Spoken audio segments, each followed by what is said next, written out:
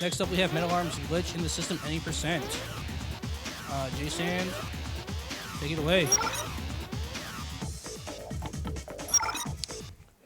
So last time I ran here, I skipped the opening cutscene, but we have time, so I'm gonna let it run this time. There's a lot of background information that can be helpful following along, especially since we can't skip cutscenes later, so at least you can enjoy the cutscenes that we have to watch, understanding part of the story. But I'm jsand, and this is Metal Arms glitch in the system. What kind of droid is that? I don't know. I've never seen anyone like him. Let's get him back to Droid Town. The Colonel will know what to do. Check out that strange marking. Hey, Crunk, were you Like able to in-game audio repair for our me? mystery bot? Of course I f***ing fixed It's a him. little It was a loud, huge pain in the f***ing waistband, because he's some kind of custom jobby, but nothing I couldn't handle. Some of his memory chips were fried, so he'll need a new data upload. But after that, he should be as good as f***ing new. Huh. Does his ID chip still function? Yeah, says his name is Glitch. Should I All tell right, him what? Glitch. Welcome to the Droid Rebellion. See, this is why we have 5 minutes during the to cutscene data to figure this upload out. and get him back online. Now, ladies. Yeah, it's not. Like another 3 Just minutes. sit back and try to relax, Glitch. You might feel a little jolt, only but like that's 2 just minutes. us restoring your standard droid databank memory. Iron Star, a planet at the edge of the universe, thought to have been built from debris and space scrap by a mysterious race called the Morbots. While they've never been seen, it is believed that the Morbots still inhabit great cities at the core of Iron Star, where they generate the massive amounts of power consumed by the planet's inhabitants. None dare enter the Morbots' lethal domain, and the mere mention of their name evokes fears of mutation, mutilation, or worse, deactivation.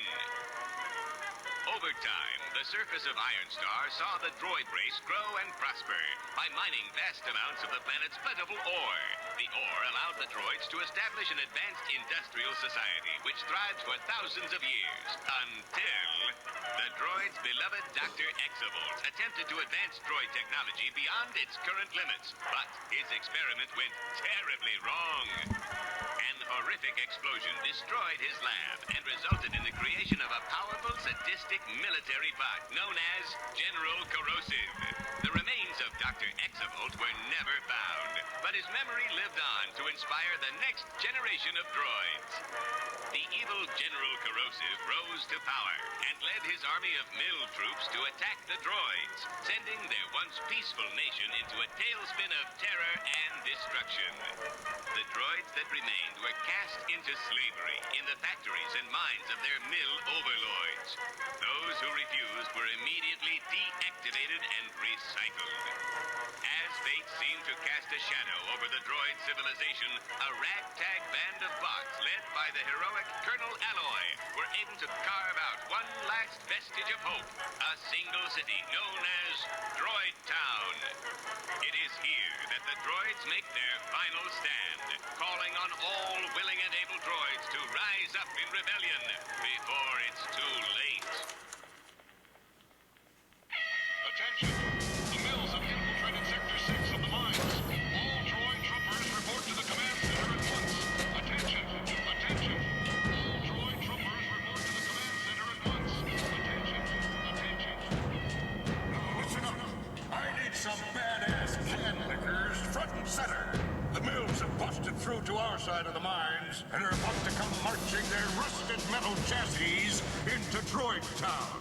Somebody's gotta seal off those mines and bury those mills. Pronto! So, where are my heroes? Which of you brave troopers is up to the task?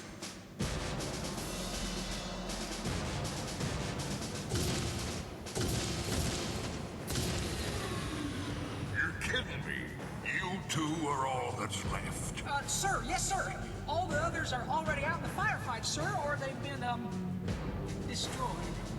Yo, you gotta go for one more? You got a screw loose, kid? What the Alright, hell do you after know learn about fast or breaking die trying, news it's to gonna me?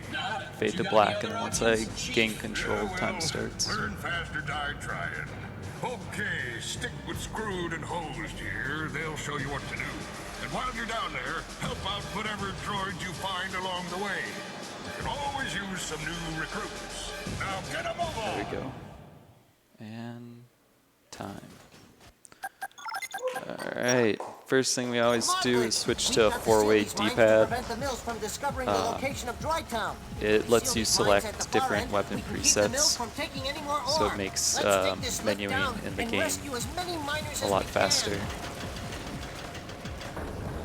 Well, now that everyone's all caught up on that lovely intro, no one will have any problems not knowing what's going on. We've already had a few run-ins with the grunts.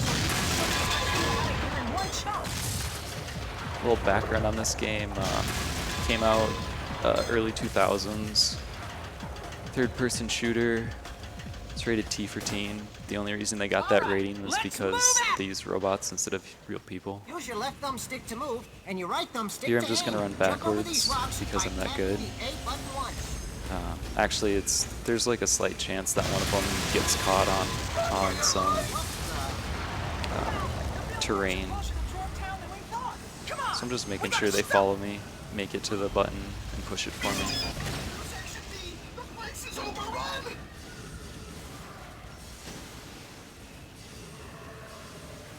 Just gonna run as fast as I can. Come on, keep it moving, Glitch. We've got a job to do. Coming up here is the first tech that we use in this game. It's called a slope jump.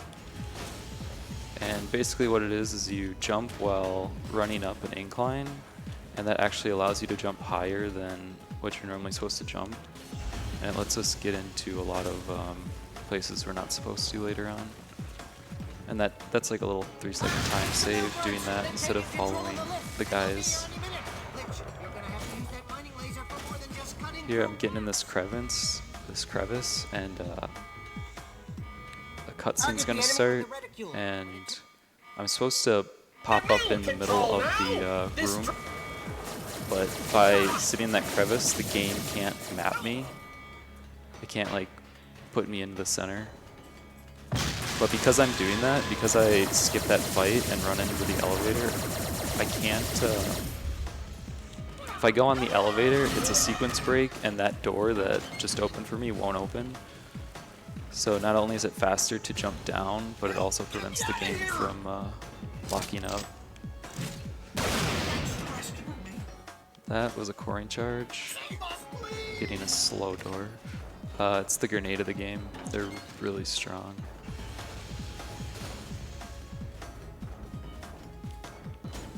The next speed running mechanic is speed sliding. It's actually an intended mechanic. It's where if you're going down a slope fast enough, you'll start sliding, and then you can do jumps to keep your speed. Keep it moving, Glitch. So we throw those in there every once in a while to get going a little faster. Okay, that's a little close, but... Alright, now we're done with training.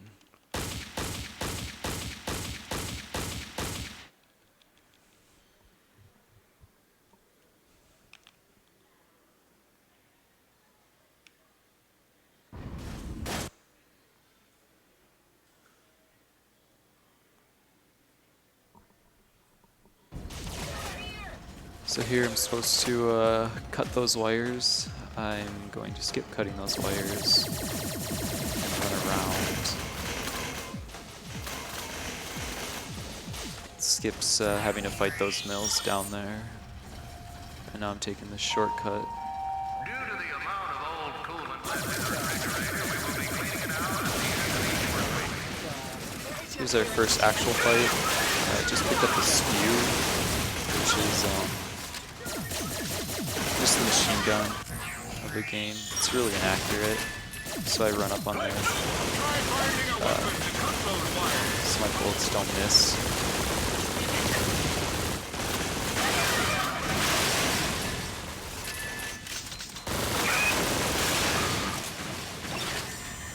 There's one more.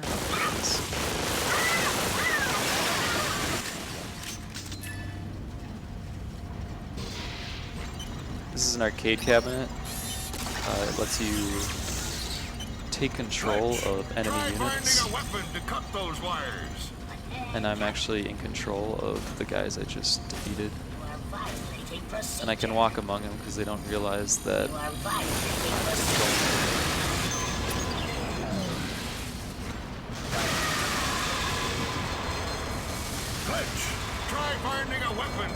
So because I skipped cutting those wires, I now get the kernel telling me over and over that I need to find a weapon to cut the wires.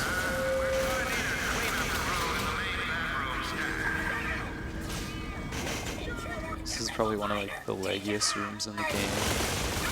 So many things are happening. So here I'm just gonna like look down so I don't have to look at them.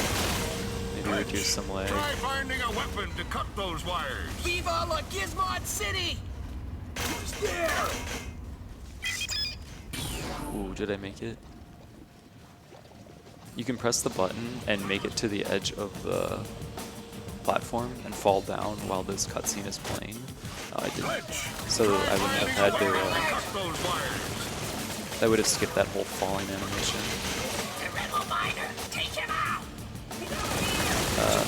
That flying jellyfish thing is a leech. It's probably one of the more annoying enemies in the game.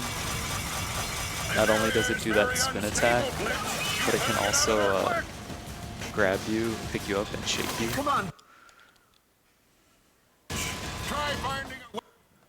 Can you turn down the game volume in my headset?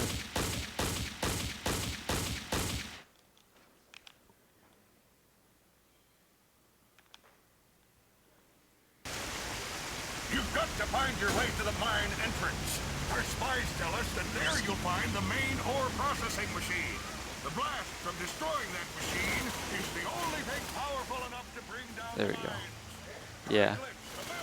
I don't really use the sounds in the game, so sometimes I just play with the... I don't even play with game sounds. Now I can hear myself talk. So this is a loader. It's the first vehicle introduced in the game. It's like a floating claw. It also has a spew attachment to it. But here we're just using it to get up to this bridge. It's a lot faster than walking. Hello. Those are the barter droids. They sell all the upgrades and some weapons. In the easy speed run, or the easy any % run, we don't actually interact with them at all, besides saying hello to them right there. In Nuts of Steel, which is the hardest difficulty, and the 100% run, which requires collecting every secret chip, the barter droids get used there to like obviously collect everything.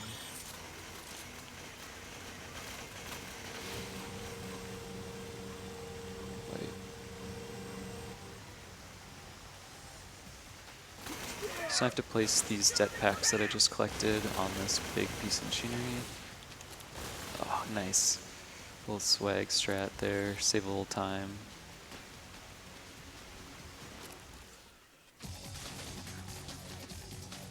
So I planted the bomb while I was double jumping up there and falling to the next level, getting 3 things done at the same time.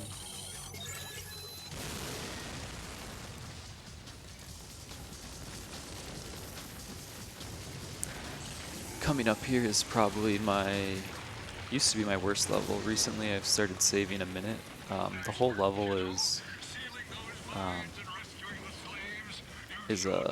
combat. So you have to go from zone to zone, defeating mills.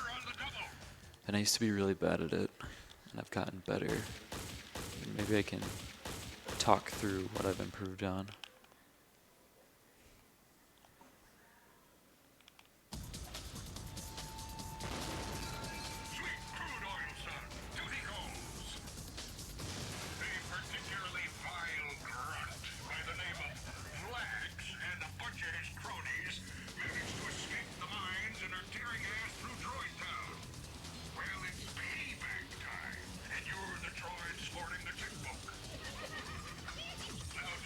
Those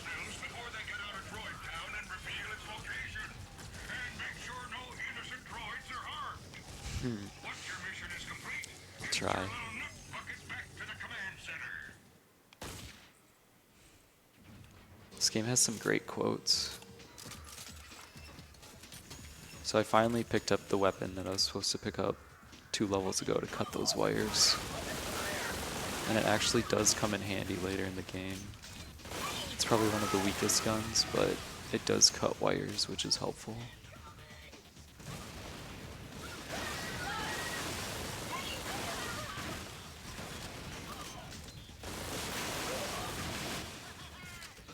So the best way to fight through the mills here is running into their face with the spew and then unloading with it. Running up to them, then you miss less shots. And then if they start grouping up, you actually throw coring charges. I just picked up a cleaner, which is the strongest. See, they grouped up there, so it was a good time to throw a coring charge. I hope the colonel didn't see that. I may have destroyed some innocent droids.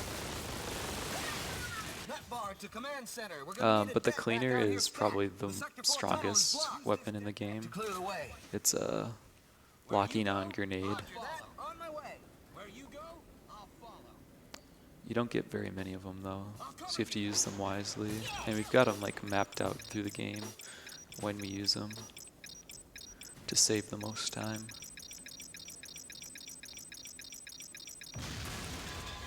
Recently on this level, we just discovered, there are the barter droids again, hello. Recently on this level, we discovered a way to unsequence all these fights, so we no longer have to do them in order, and it actually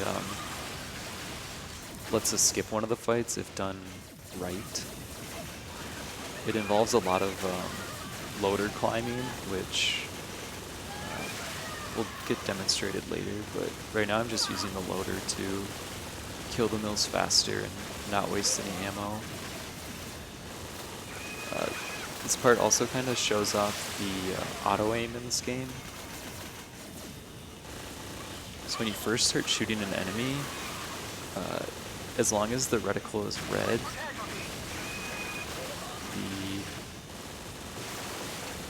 the bullets or whatever will actually go and hit them. But if you hold it too long, it'll stop helping you. So a way to aim better is just to like pump the trigger button. So a lot more of your shots are gonna land. I'm just grabbing this to be safe. So if you see like this starting and stopping continuously helps a lot. And the mills die faster, letting me get through this level faster. There's a lot of lag in this level from the mills throwing their coring charges. So the fewer mills are, the less lag, the faster I can go.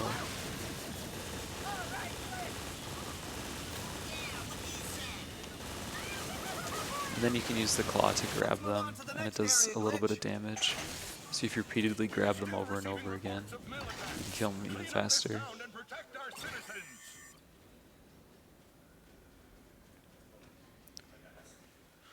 So yeah, basically this level is just going through, clearing out mills that have made it to Droid Town.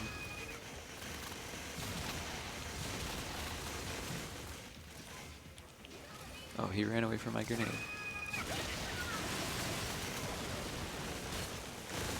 Oh, this guy's a champ.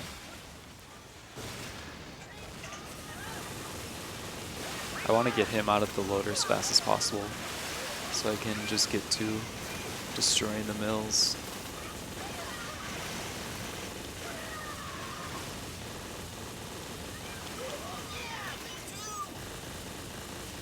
The mini-map is very helpful in this level to find all the stragglers and where the next set of mills are coming from.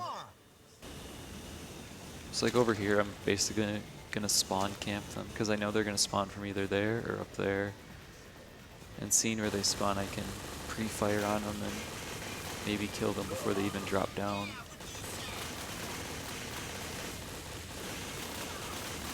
The origins of spawn camping.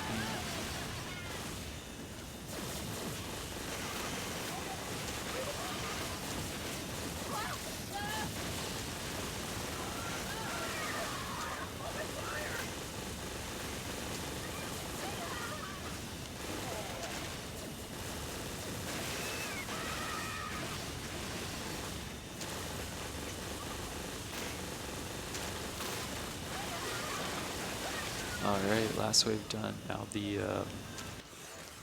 final enemy. It's a Guardian. They're slightly stronger than everything else. They have an axe that they like to whip at you. And it can get really annoying if you don't have a shield. Whoa. I don't know where he went. Uh-oh. He's supposed to be dead. Oh, that was close. He's running all over the place. Nice work, kid. You did good. What did you expect? He was just warming up. Well, let's not break out the joy lube just yet. You've still got a lot of work to do. That mill bastard Vlax escaped. If he gets the location of Droid Town to Corrosive, we'll be up to our gaskets in trouble. Our intelligence indicates that our crap basket mill buddy is probably heading for the mill crater compound on the far side of Dimbar Chasm in the wastelands. You're going to have to stop him, kiddo. I just fixed me a captured mill. That's vehicle Krunk. called a He's the Rat, mechanic. rapid armored transport. He's also voiced by Dan Castaneda, Nice one, Gramps. who's the You, Junior, and the voice police actor of keep Homer your hands Simpson. Stop that damn grunt. I'll transmit more orders when you reach the compound. Now move your axle. Alright, how well did I do? 6 minutes is a good time. Yep.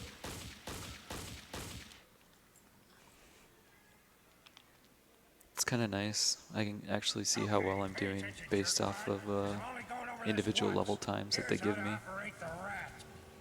And because they give you individual level times, our IL leaderboards are actually pretty active because you can just use the game time. With the left thumbstick. Okay, here we go. Break it, I break you. If you didn't hear Krunk there, this is the next vehicle. It's the Rat. It's a fast vehicle with a gun turret, kind of like a Warthog in Halo. There's a lot of similarities between this game and Halo, actually. And you'll see more and more of them as like the game goes on. And I can kind of point them out, but they basically came out at the exact same time, so it's kind of spooky how similar they are. I don't really understand why. And I haven't heard anything. There's no like shady dealings or anything. To control the Rat on this driving level, you basically hold forward with the right stick. It's best to just do slight course corrections, so I'm only tapping it if I need to realign myself. There are also what I like to call invisible rocks on this level. Sometimes you'll hit the corner of a polygon and it'll just decide to flip your vehicle for no reason. I've gotten a little bit better at avoiding them, but there's still parts in this level where it might just flip for no reason.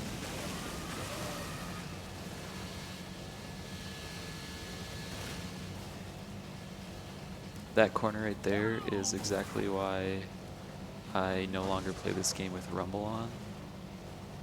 I've actually disabled it on my Xbox, so I don't have to set it in the settings, but that corner really shakes your controller and makes it hard to control. Because this game has so many like explosions, there's a lot of controller shake that can throw you off sometimes. Can't say I miss it.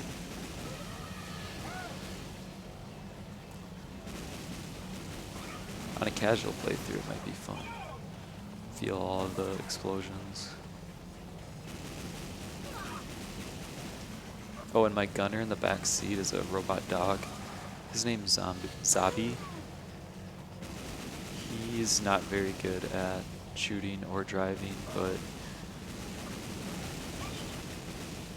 at least he's a good boy.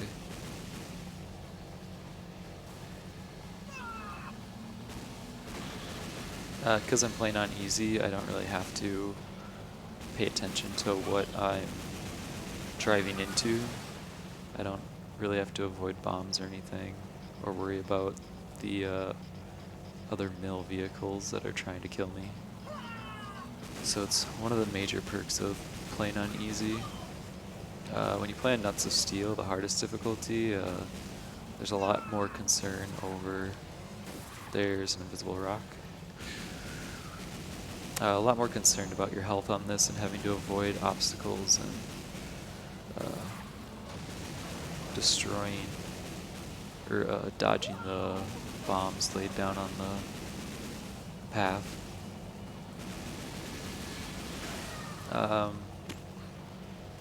If you haven't noticed, I've been skipping all the jumps, except for that one, I guess. It's slightly faster to not go flying through the air.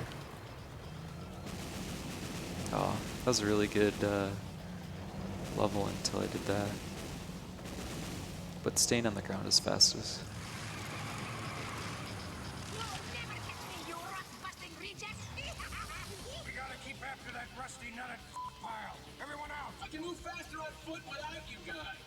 Take the rat around the far side of the chasm and try and hide him. Did we reach the incentive at all? Pass? Who the hell says that? He's some sort of fucking cowboy? You better be right about this, screwboy, because if you don't stop once, I will personally weld your exhaust pipe to your ball bearing. I love Crunk. He's got some great lines. Which is kind of nice, especially since we can't skip cutscenes. Lands are inhabited by robotic abominations with an unquenchable thirst for fresh oil. Watch yourself. So this new enemy is a zombie bot. They are just formed from scrap bots. They're an enemy of both the mills and the droids. So there's kind of a trifecta going on where the mills are trying to kill me, but the zombie bots are also trying to kill them. A lot of chaos, especially since the zombie bots use a melee attack. And it actually flings you, kind of like what the guard was doing earlier. So the save or kill zombie bots incentive, there have been no donations towards kill or save. How much longer does it have? It's right now. So I am not going to save the zombie bots. Your choice then. Because it's slow. But I will explain what's going on. So first I'm doing a corner clip here. There are a few places in the game where walls come and meet. You can actually walk through them if you walk perfect angle with the center of your character. Having a little difficult. There we go. So I just walked right through the wall, and now I'm under the level. But the zombie bots there's some zombie bots that the mills had caught, and they're trapped in a cage, and if you free them with the Ripper, they'll actually join your side and fight with you against other zombie bots. So it's a really cool mechanic that it's fun and casual, but speedrunning it slows me down.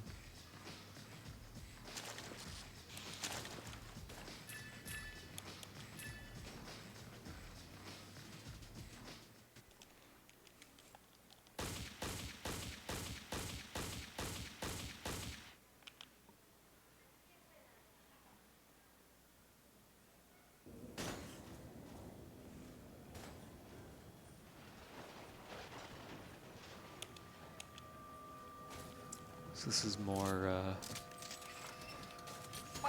running through the wasteland, dodging mills, dodging zombie bots. Here I'm going to try and do what's called a zombie boost.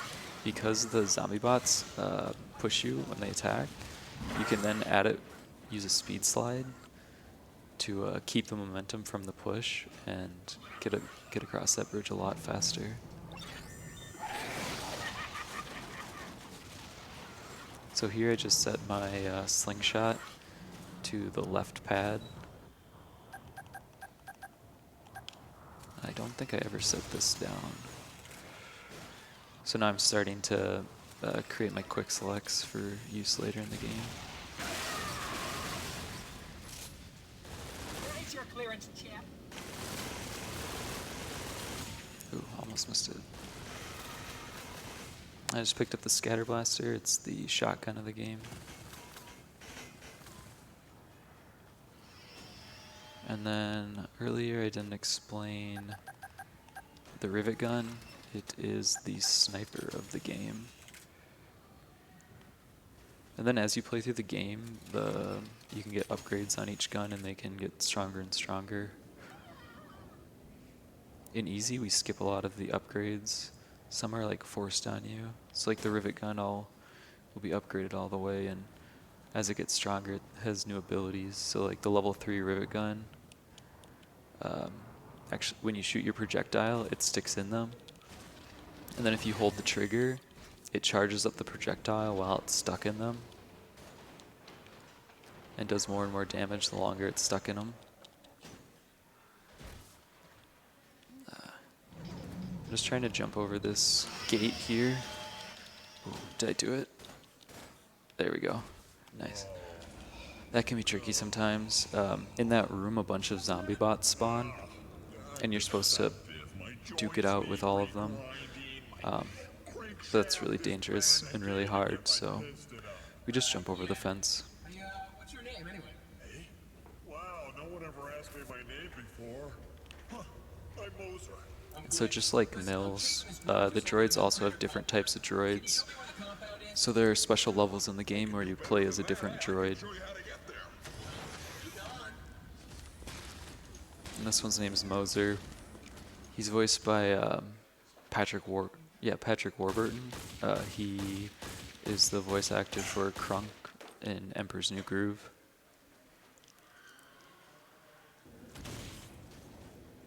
He also has different mechanics, so it's a little bit tricky to have to switch player controls in the middle of the game and hit some of these jumps.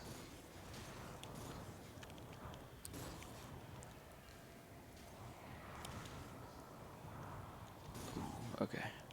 So yep, I just like jumped past the whole level, and that was Moser.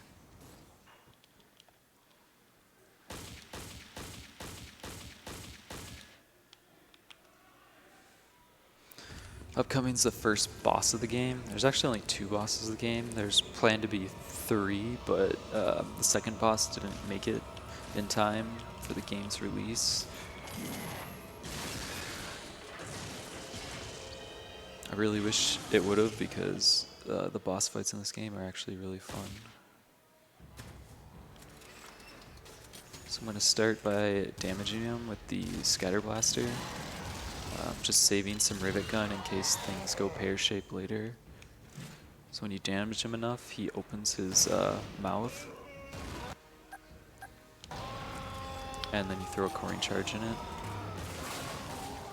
And the reason we use the rivet gun in this fight is the rivet gun will ricochet in his body, and it will cause instant exhaustion, which happened on the first throw.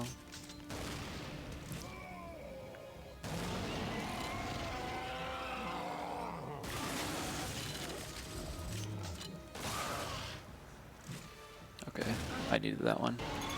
So here's my first cleaner usage. I need to not... I'm trying to avoid getting hit by the zombie bot. Okay, got it, okay. Now I just need to survive.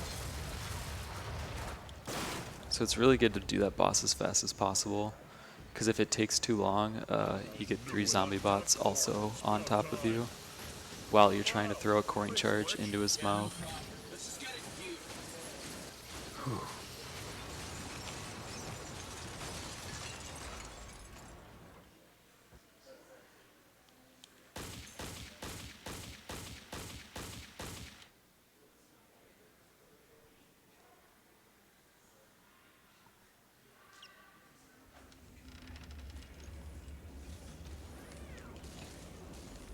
This upcoming level is my favorite level of the game. It has a massive speed slide. And what's interesting is it's really hard to control the speed slide, but there is a chance that the slide brings you up to an area that you can't normally get to without the massive speed slide, but it's really hard to do. But if you can get up there, you can save a lot of time.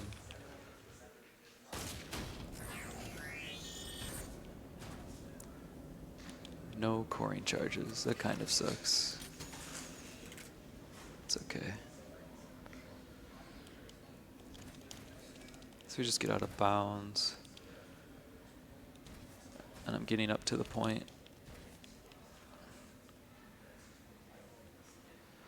where I'm going to start this massive slide.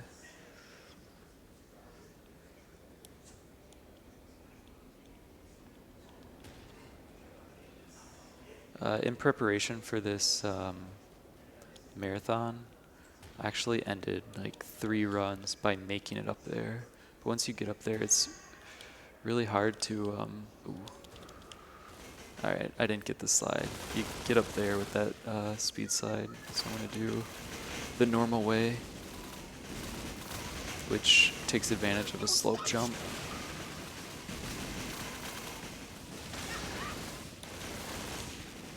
There we go. So I used a slope jump there to skip having to destroy the wall. I'm a little low on health with no coring charges. It's okay. I've got a plan. There's a checkpoint down here, and if I make it to the checkpoint, I can revert my save. And then that gives me 2 bars of guaranteed health.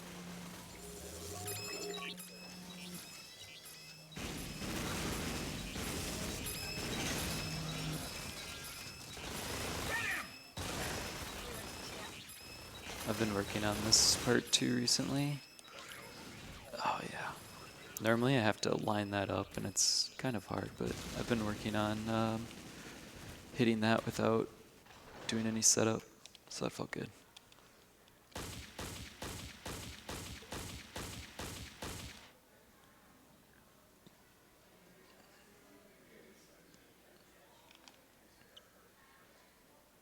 Well, well, look who made it in one piece. Nice work, Slowpoke, but you're too late. That Here's real bastard is the, going to I think, last vehicle in the game. It's the tank. It does a lot of damage, but we don't actually use it for its damage, really. It's all about using it as a ladder. Should really just like start calling it for what it is. One big ladder. So the tank has a massive body that you can climb on, and if you put it in the correct spots, you can use it to climb up out of bounds. And we use it multiple times throughout the run. Whoa. So I'm trying to wedge it in this point right here, so that the front end is high enough that I can get up to that ledge.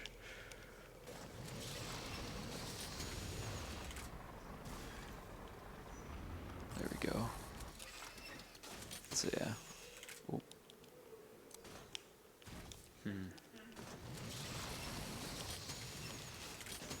Here we go. So now I'm up on the top of the wall and I can just run around all the bad guys instead of running through them. So I'm using my scope here to prevent myself from being reloaded back to the previous checkpoint.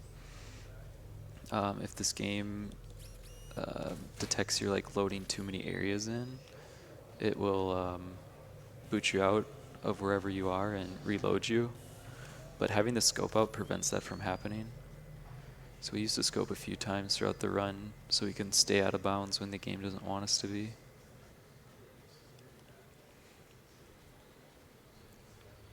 Here's the second corner clip of the game. Let's see how this one goes. Once again, I'm trying to run at a precise point where these walls meet, and also line up the center of my character. So it's a sigh of release every time I make it through one of those, because those can definitely be tricky and can screw you over. If you think you're lined up, but you're not actually, and you keep trying over and over and just keep slamming your face into the wall. Soon, the communications arrays will align with the station and transmit the coordinates of the Rebel Command Center to General Corrosive. And that will be the end of your pathetic... Yeah, right. He's just threatening to reveal the location of Droid Town. EMP grenade, obviously if you use it against a robot, they deactivate. I'm going to use another ladder here. This one's a lot simpler. I can just aim up, and that points the cannon on the tank. Oh. It points the gun barrel on the tank high enough that I can use it to jump up here. And then there's like an invisible ledge that I hop on there to get up on the wall again and run right to the end of the level.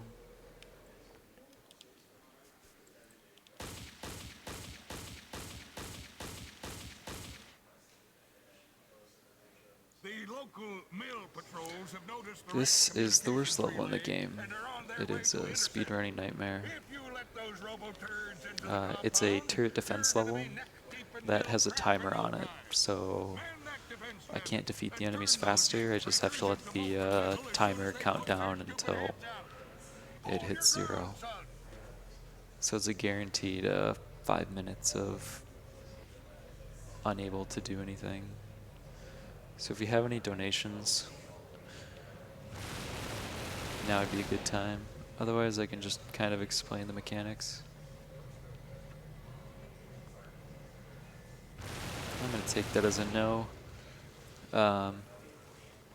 So this gun, it has the main cannons, but it also has this barrage, which is left trigger. For the main cannons, once again, we take advantage of the auto aim in the game, and we pump it really fast. I'm actually pumping the trigger, but it's kind of hard to tell. You can do it fast enough where it will just keep auto aiming onto the target as long as the reticle's red.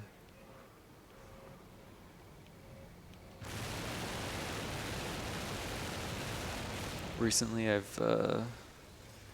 well, not recently, I guess. We've like tried to figure out if there's like any way we can at least pattern out the level and make it a bit easier. But according to our data, everything seems to be random. The enemies spawn in randomly. They spawn in with random groupings. Predators spawn in randomly. That's a predator. It's probably one of the toughest mills in the game, but because we're in this massive gun, they go down pretty easily.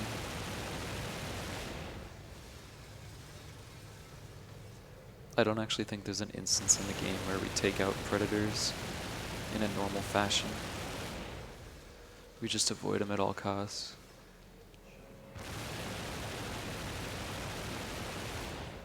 You can lose or gain 5 seconds on this level just based on spawns, because when the timer ends, it doesn't end.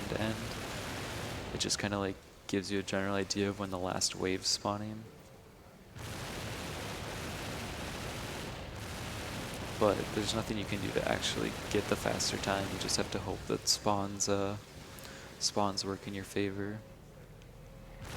Especially on the last wave. The last wave can be really difficult. You can actually get such bad RNG that it's physically impossible to destroy all the enemies before they make it past you. Because everything's random, you can have multiple predators spawning.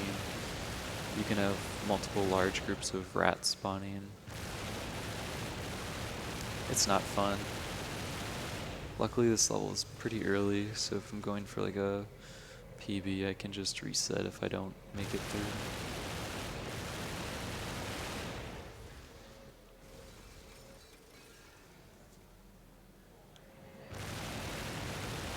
Looks like I'm getting pretty unlucky with the number of predators I'm getting right now.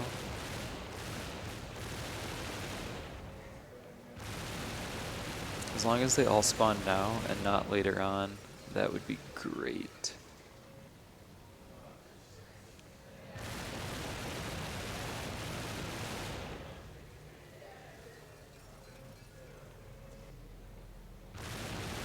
Actually, I'm gonna let that guy live. The next wave doesn't start until all the enemies from the previous wave die. And so, if it takes that predator a really long time to make it, I can actually shorten the length of wave 3. So I got a really lucky predator spawn right there. So now I'm just gonna watch him float and let the timer tick down.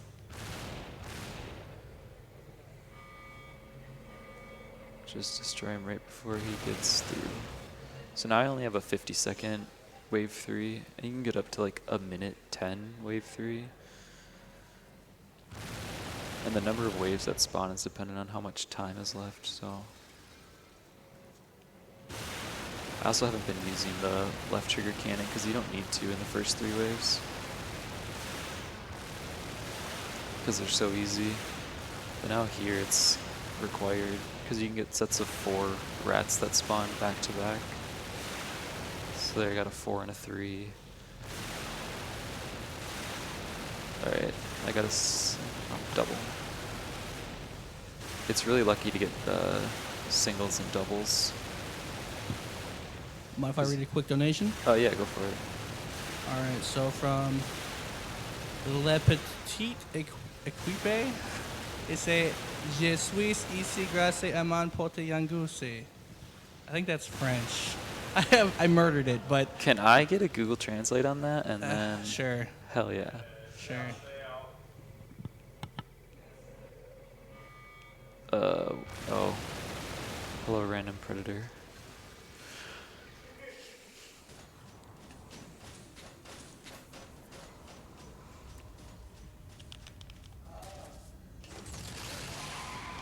Are you ready?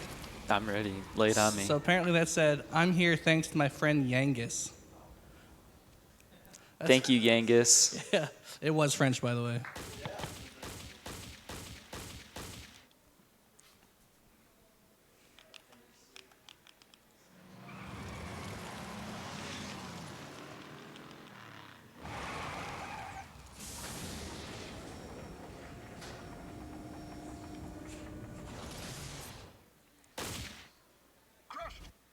Crusty collar bearings. That's what he says. I use it now in my everyday speech. Anyways, this is a clip that is only used in this part of the game. Did you see it? Oh, it's dark. Okay. Okay. So you have to use the scope back on that first line. Holy crap. Okay, here we go. I can start seeing things now. Okay.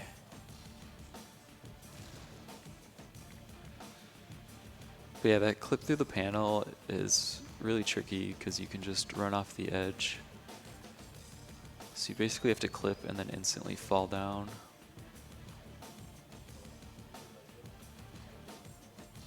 If I can pull this off first try, that would be amazing. I think I got it. Come on. Yes. That was tight.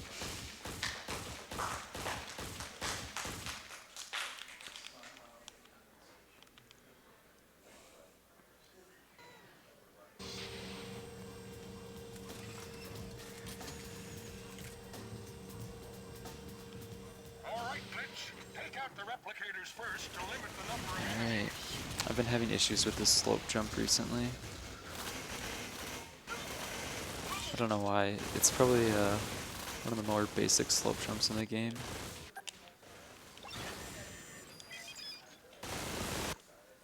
I'm gonna do a cleaner dupe here. So I throw the cleaner and then while it's in the air, I back save.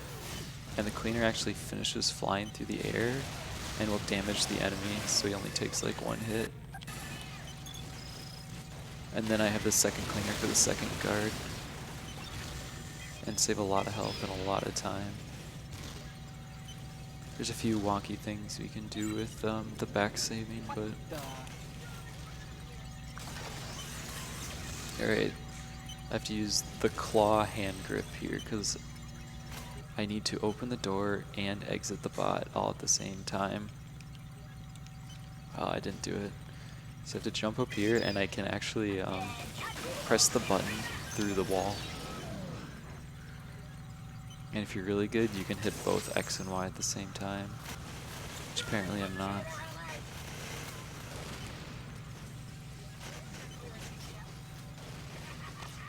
It's just a little ledge that they left in the game for us.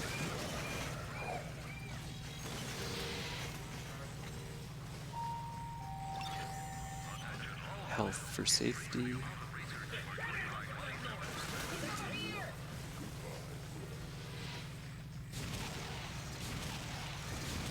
Alright, so there's guardian spawners in this room, and those first shots were to take out that first spawner. And now I'm using the strongest weapon in the game, the Ripper. It's time to shine. And I use it to cut the wires to drop bombs on them. Nice. It's the only time we use the Ripper for the rest of the run, so it's very helpful though. It makes that area go a lot faster.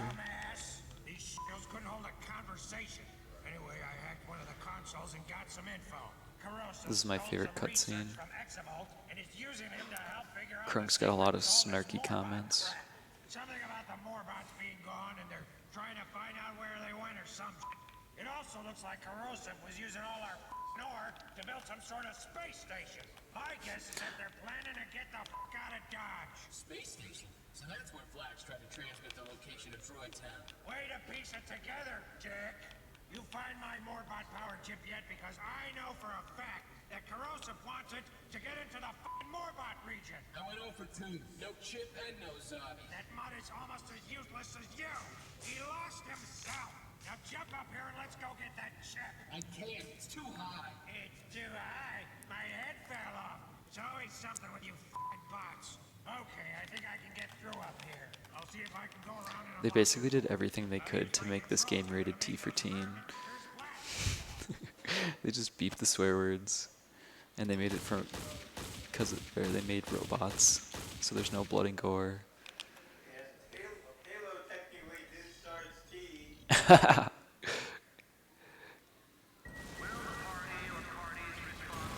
But my parents were a little mortified when they saw me playing this game as a kid.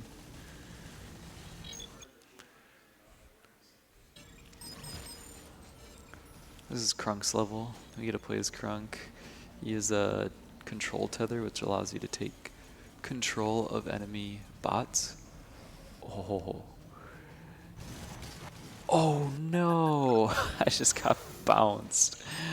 I made it through the corner clip first try, but then that guard just bounced me. It's never happened, of course.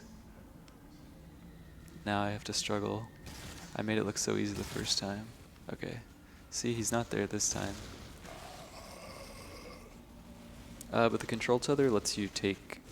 I can't see where the void is. I'm just gonna do it based on memory. There we go. Ooh. The control... enemies have like a port on the back of them. And if you... No, I can see. Okay, I guess we're doing this again. The enemies have a port on the back of them, and you can use the control tether to take control of them. And then it allows you to basically control any enemy in the level as long as they have a port. I might have to stand up for this one.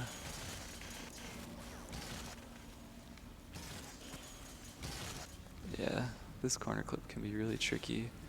So when I fell off the first time, it really sucked. When I fell off the second time, it sucked even more. Here we go. Alright, I'm gonna stand up. Okay. Standing up is letting me see where the edge of the map is, I think.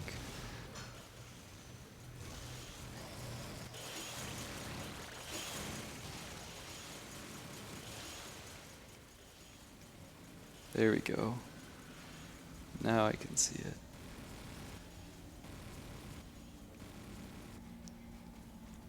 Not a problem. Take that, you f***ing shitbags. I just need to stretch my legs, that was all. Okay, you take it with you in case you need it. Bet the Exavolt never came up with nothing like that. I left the rat in the motor pool. Meet me there once you caught up with Black. And don't come back without my f***ing chip this time. He's talking to the wall. You're supposed to come through the door in that cutscene, and it looks a lot more natural. But because I came out of the wall, Crunk just talks to whatever he's looking at.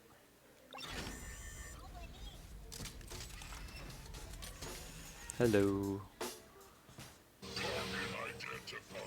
Who's there? Security breach!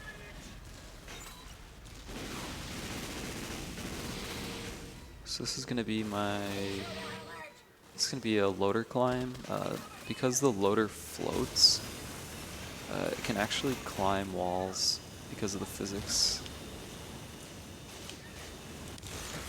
And I can use it to launch myself to this platform I'm not supposed to be on.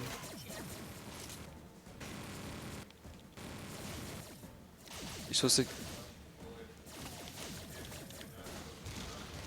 to... so you're supposed to drop down to get to those platforms. You're not supposed to access them from the lower levels. But using the loader and the slope jump, we can get up to this upper area without traversing the rest of the map, which involves a lot of running. And that slope jump there lets me skip around over to here. Like, there's a big drill in the map, and it's supposed to get dropped, and then you're supposed to run across the drill.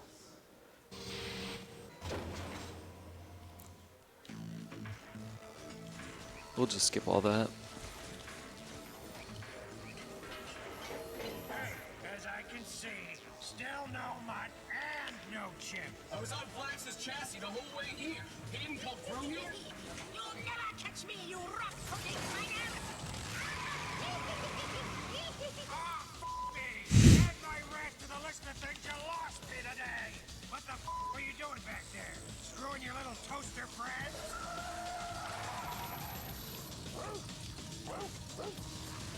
Attaboy, zombie. Let's get him. He's gotta be heading for the mill outpost. Alright, now the dog's driving instead of shooting. He's a lot worse at driving.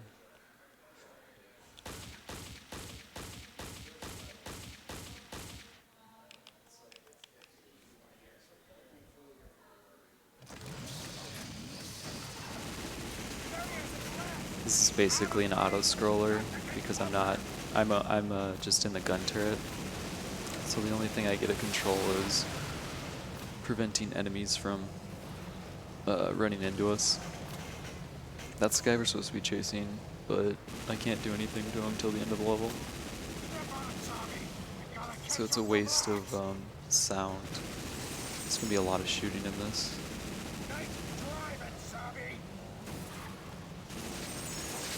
And the gun sound can kind of get annoying.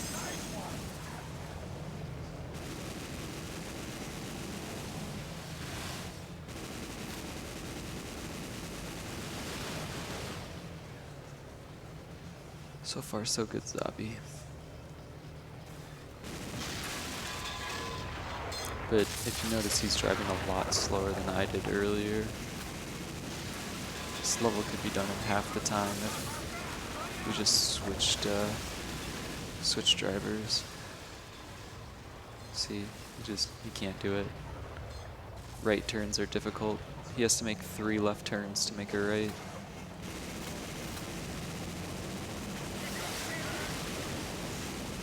And once again, because I'm playing on easy, I don't really have to worry about the damage that the bombs and other vehicles inflict. I'm just along for the ride.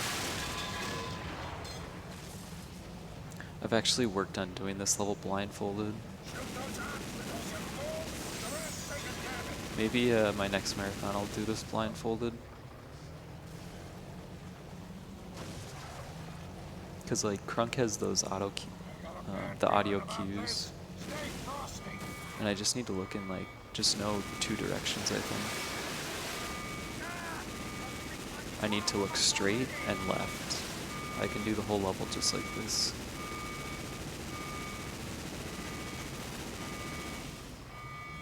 However, it involves a lot of shooting.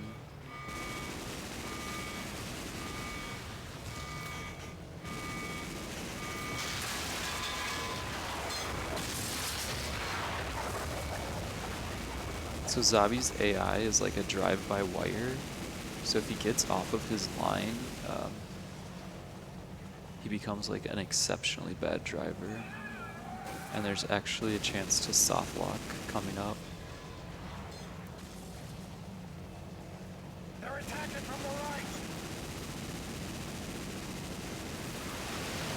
You can kind of avoid the soft lock by getting bumped there, but if Zabi runs into that corner right there, he can't get out of it.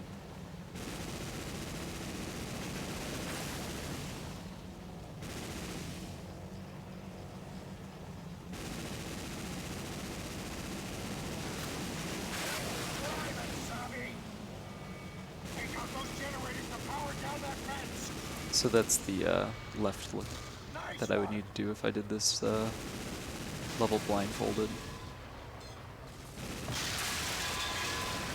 So right as he says kill the generators, I can just look left and shoot.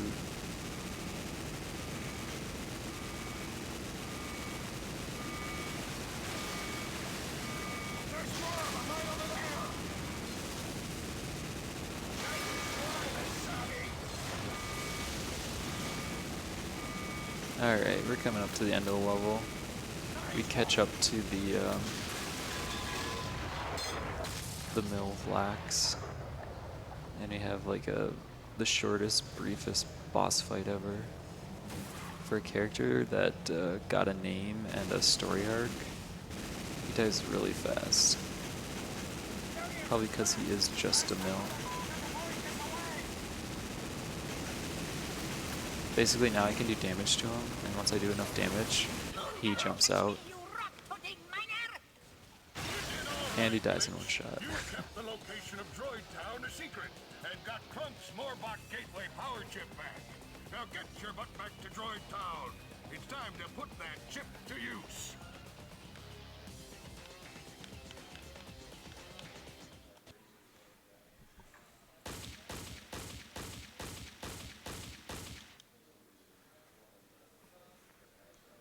So coming up here is the Moorbot region. It's the center of the planet where the creators of all the mills and droids lived, because they're not down there anymore. Once again, it's just like Halo and the Forerunners, a mysterious old race that left old technology around.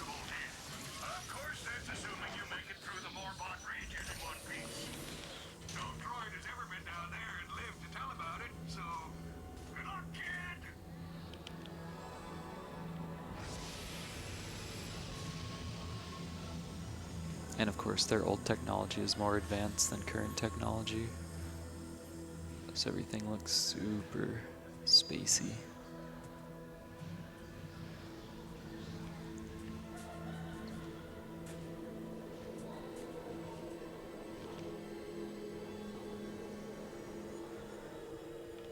The Moorbot region is probably one of the more difficult areas in this whole run. So getting through this, once I get through the Moorbot region, I'll breathe a sigh of relief.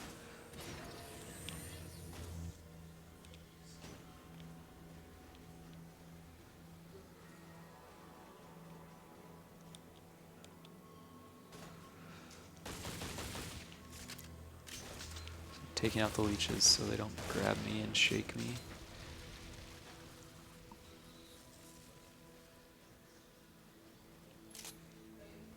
There's a wall climb right here, using some ledges that they oh, that's not what I wanted. There's a third leech that can, I don't know where he is. There's a third leech that can detect you. And if it does, it comes after you and surprises.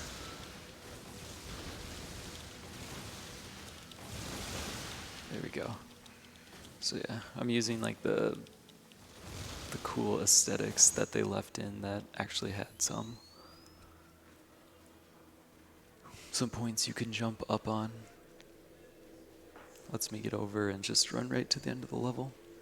I don't know what happened to that leech after it came flying in and messed with me.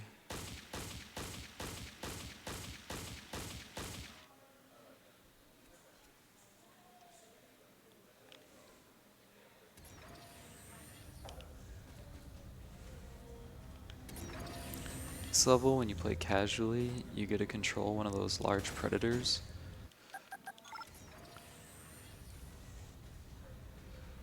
But we're gonna clip out of the level using this elevator. It's gonna pop us right out. Then we're gonna do some matrix, bend the character around these walls. Okay. Gotta do that twice. And now, going for a dive. Oh, I missed it.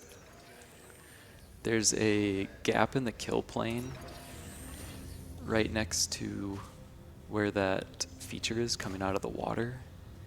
And if you hit it just right, you can pass right through the water and then basically swim under the water. Ah, dang it. So yeah, on this level, if it's not one thing, it's another thing. Doing 3 precise jumps. Like I said, a lot of runs just die in the Morbot region.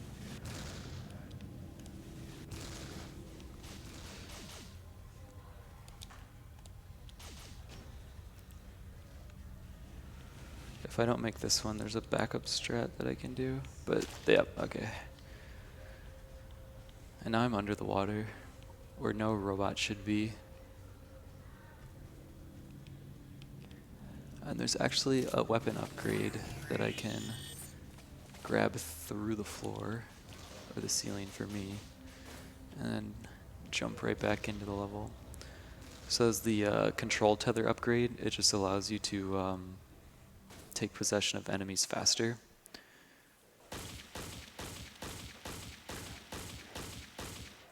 We use it later on, so we're not... There's some like pretty tight control points where we need to take control of enemy robot. You're supposed to use it right there, but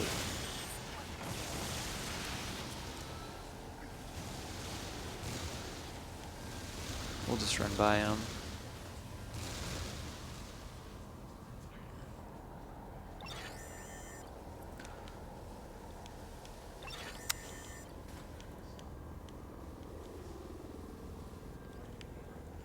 So this level is just a lot of running.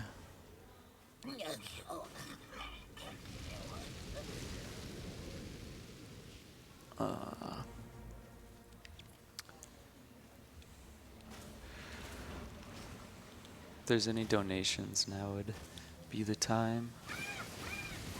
If not, you can say... Jason, we got one donation. Oh, go ahead. So Yangus donated. It's just a heart. And it was $5. So thank you very much, Yangus. Yangus was the guy who brought the other guy, right? Yeah, that's correct. Thank you again, Yangus, for not only bringing your friend, but also donating.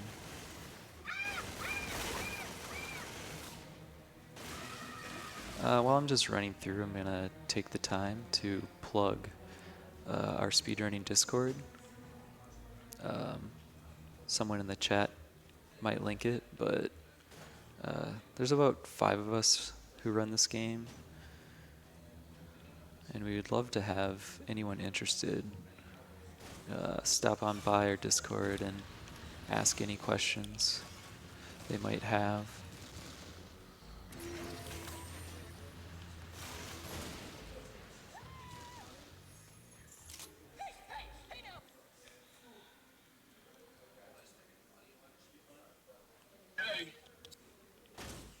We have to rescue Slosh. That's that robot that was stuck on the other side. I took him out because he drops an EMP. It's just like a backup EMP for later.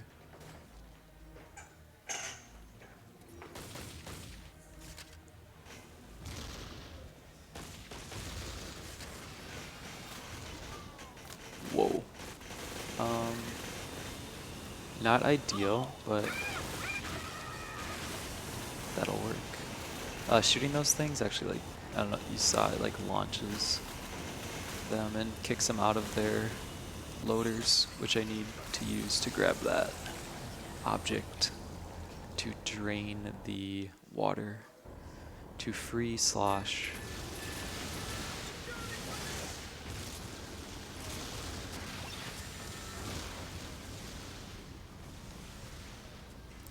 The next level you play is the guy we just freed.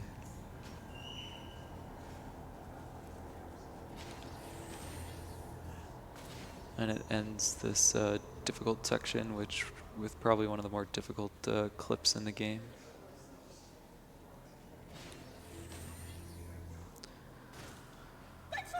But before that, we have to watch this cutscene. So if you have some snacks you want to get, or drink of water, now would be the time.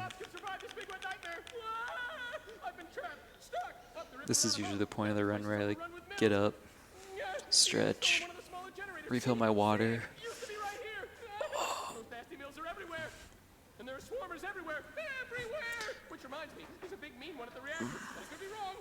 This is one of the few cutscenes you can't skip on PlayStation 2. I'm playing on Xbox 360, which you can actually get this game through the Xbox 360 Marketplace.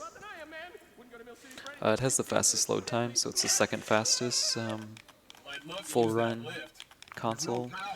The fastest is PlayStation 2 because it allows you to skip the cutscenes throughout the whole run, except for this one.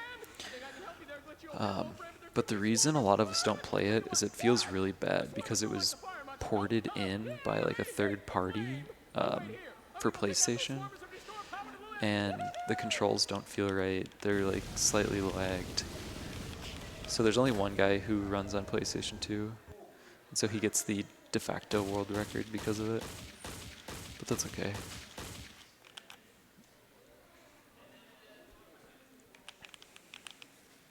He's also really good, not to take away anything from him. He beats us when we play on 360. Every once in a while we do races, and he's beat the rest of us while playing on 360 as well. That's just how good he is. Whoa.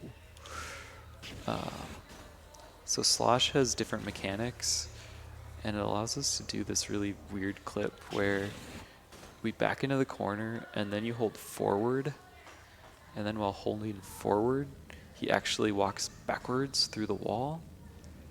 And then if you do it just right, he lands on a ledge that's on the other side of the wall, and that's the only thing keeping you from falling off into the void. So this is one I've been practicing a lot recently because falling over and over into the void is no fun. I'm taking my time. So I'm in the wall right now, and if I go too far left, I'll pop out of the wall. If I go too far right, I'll land in the void. I think this is the right spot. Oh, barely made it. So yeah, I basically need to do a tightrope walk all the way around there and follow the edge. And okay. So we jump into the void to this final hallway leading into the last area, skipping a lot of the level.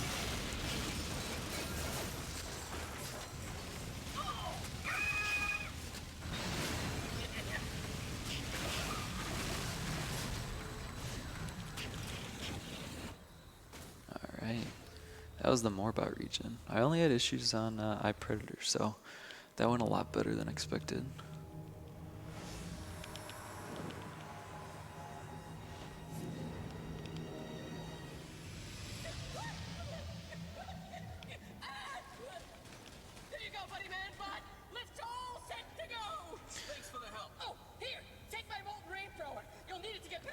the most useless weapon in the game. It is the only main hand. Actually, he gives both of the only weapons we don't use in the game. We don't use the toaster, which is the flamethrower he gives us, and we don't use the lava bombs, which is the grenade that he gives us. The toaster is just a flamethrower, like every other game, and then the lava bombs are basically like it's a grenade that leaves fire when it explodes. So if you hit an enemy, it sets them on fire. Which, why wouldn't you have like water? I feel like water bombs would be a lot more effective against robots instead of fire.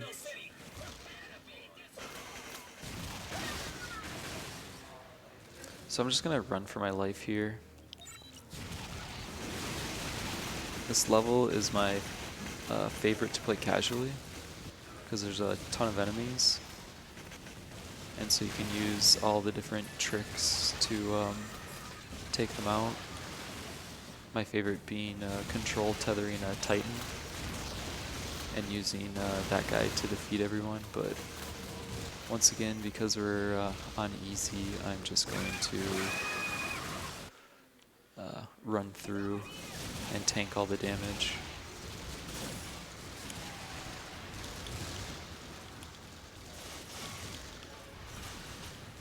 Okay, I took a little more damage than I would want to. So I'm gonna put away my main hand weapon. And what that does in the next area is the mills won't attack me if I don't have a weapon out here, because they'll just think I'm some slave droid that they took control, or that they imprisoned. If you run in with a weapon, all these guys attack you.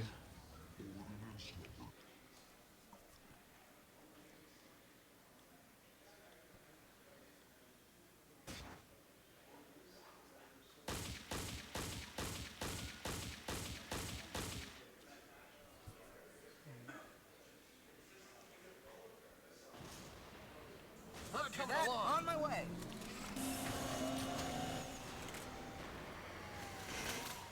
Alright, we're at another corner cliff. Let's see how this one goes. Face meet wall, wall meet face. That wasn't too bad. I've got, I think, 2 more corner clips the rest of the game, so that feels really good.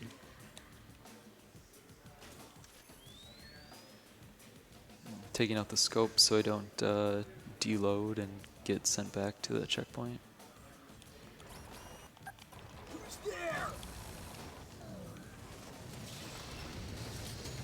And we're gonna steal this ladder from that guy.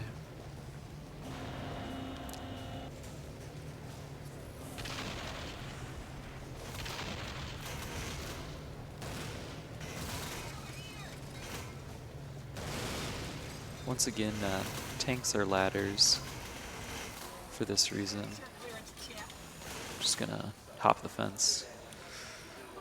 Don't have to worry about opening it, just hop it.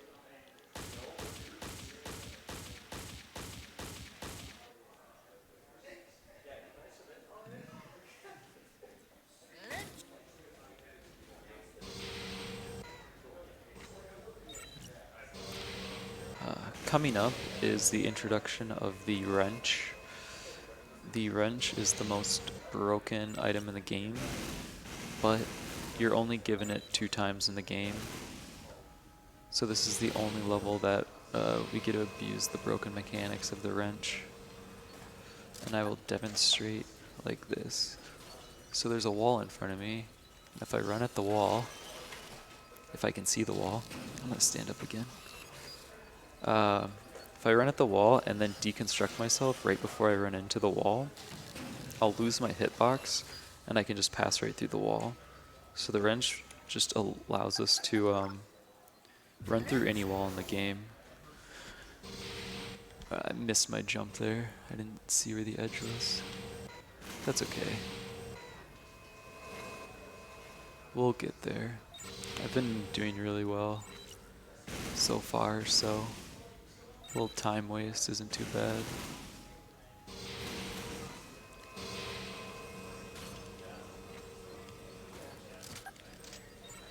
Alright, stand up.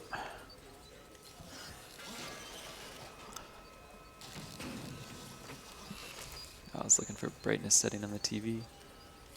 There we go.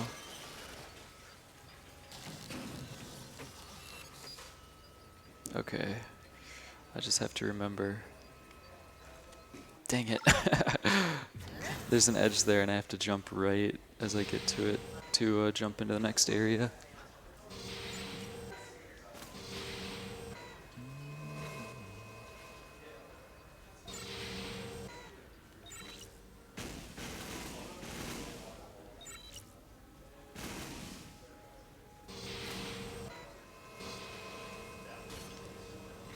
This is the only spot that I need to do that jump, so.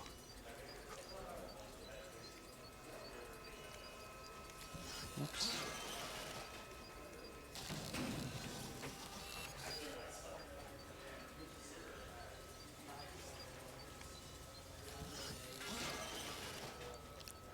Maybe I can see it on, oh, I can see it on the projector. It's like right there, okay.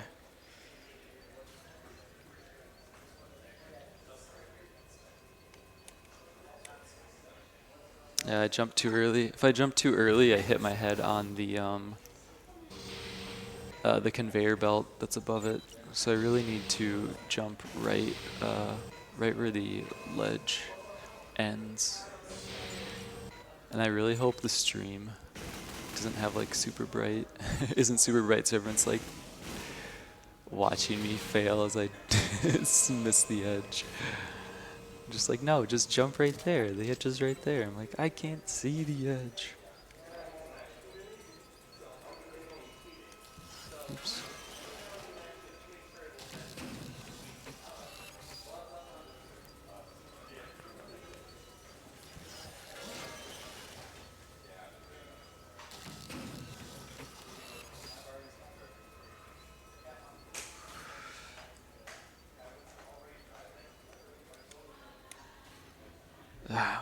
I hit my head again. There is no backup strat because this level is like a 15-minute level of playing Simon Says. Can we turn the brightness up on the screen? Is there like a go in the menu or something and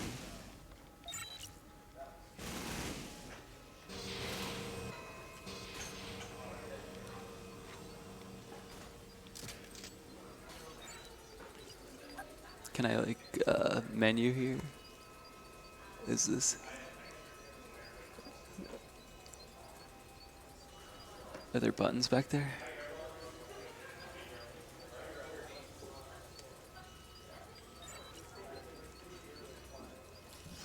Working on turning up the brightness to make this jump easier. Oh. Next. No, can you do next?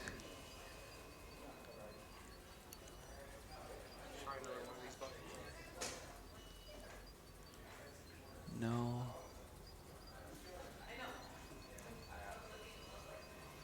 Bear with me, this is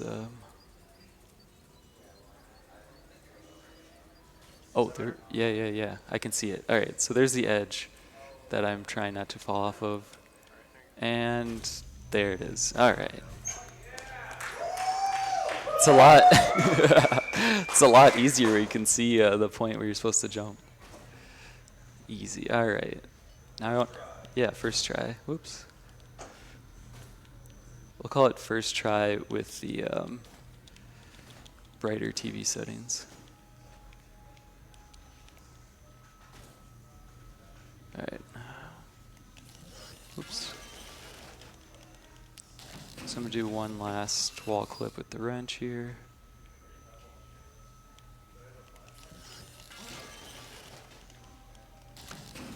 But yeah, there's no real backup strat for this level.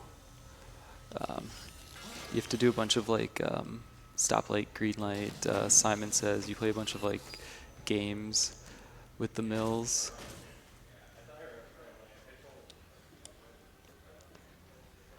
And it takes forever to do, so.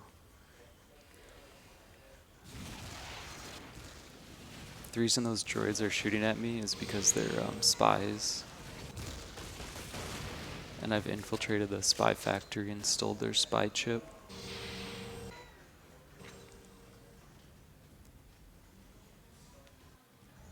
Mission accomplished, Agent Glitch. Great. Now fix me, will you? This being a mill thing is screwing with my circuits. Cool your nuts, man. You'll be fine. Yeah, so they just grabbed the chip from him, and now now he doesn't think he's Nice work getting us this chip. fighting With this operating system, mills. we can close down the mill spy network and just maybe find a way to shut down all the mills as well. We're off to HQ. Let's move out.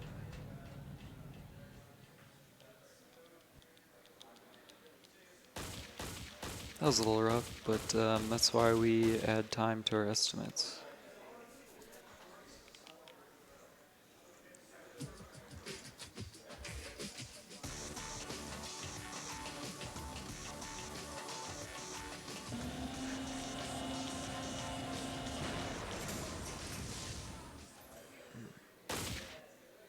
Listen up, Glitch. Our lone mill field agent got himself dismantled. He's a clerk who goes by the code name Agent Goff. He was discovered by the mills in the ruins, and they disassembled him. Use it to shoot the ravines and make your way to the ruins. Once inside the ruins, you must locate all of Agent Goff's pieces and Ooh. So I'm abusing the reset state of the game. If I revert to the checkpoint as that barrier explodes, the barrier stays destroyed, but the det pack that I used to destroy it will also respawn. So now I can use this det pack over and over again to destroy the rest of the walls in this level. So normally for each wall you'd have to go back, or you'd have to go and find each individual det pack for it. But by letting the walls get blown up and resetting right as they're blowing up, I keep that det pack while also destroying the walls with them. There's only 3 walls though, so it's not terribly inconvenient.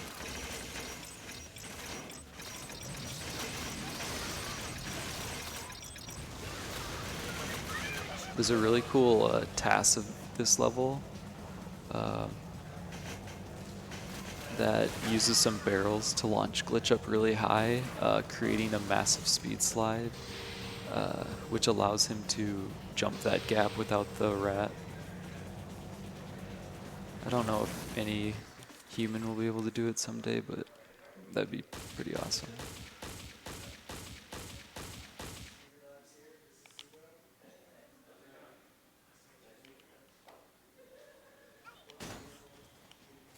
So we're back into the wasteland with the zombie bots. I'm just gonna be running through this level. Oh. Hopefully doing some cool jumps. Here's the only skip in this level is we're just gonna cut right through this building. So instead of going around, we go through. Add a little speed slide for good measure.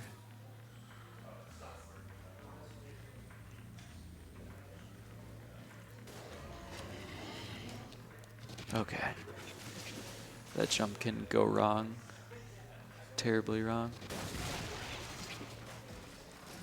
You can use that guy for a zombie boost, but he also can boost you too far and throw you into the water.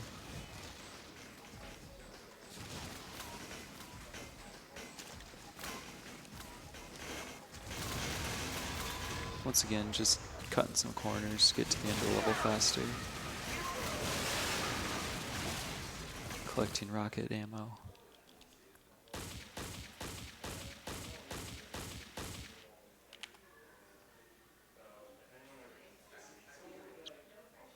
All right, soldier. Try to stay low profile. Can do, Colonel. They won't even notice me. Quiet as a church mouse. I'll be in, out, no one will even know I'm there. Not a soul will see me. Keeping a very low profile. No one's seen me yet. I haven't noticed anyone.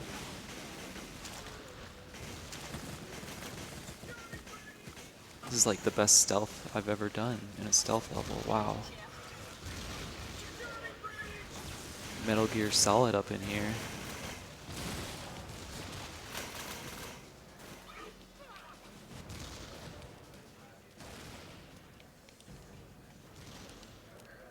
Uh-oh.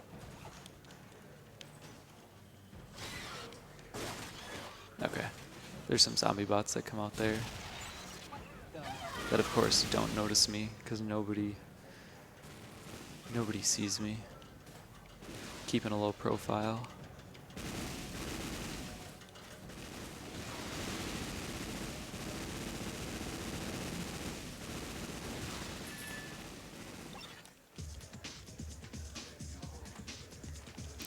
I think I made it through that without anyone seeing me or noticing me. It's pretty stealthy, I think.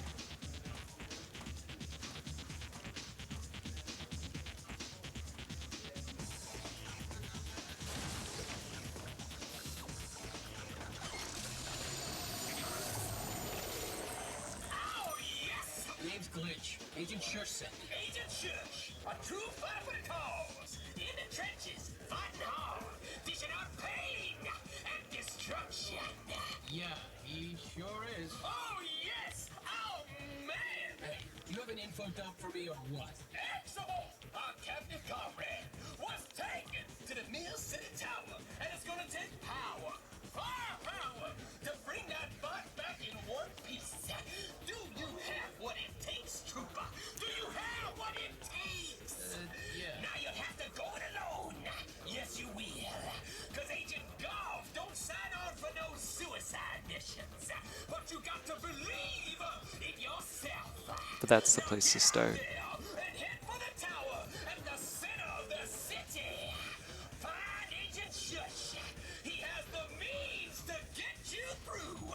You just gotta have the strength and this servo upgrade, and you shall prevail.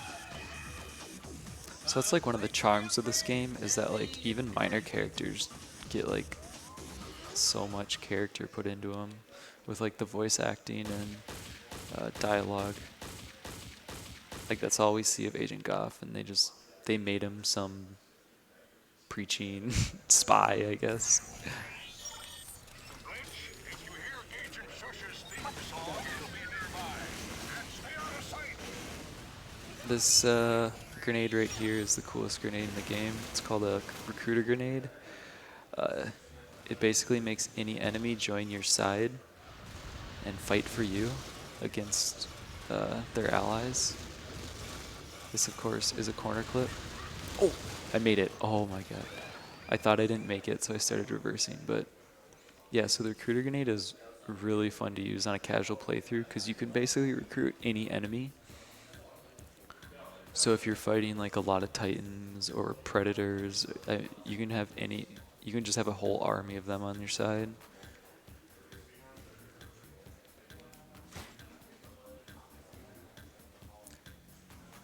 And it's always fun to create an army to follow you through a level and just destroy everything.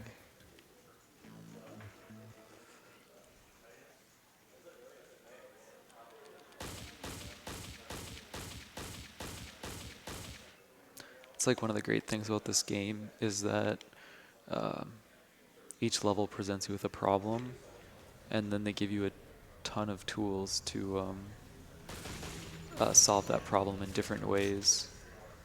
So if you want to be stealthy, you can be stealthy. If you just want to go guns a-blazing, you can go guns a-blazing. If you want to control an enemy bot, you can use their own soldiers against them. Or you can recruit them and get a whole bunch of soldiers.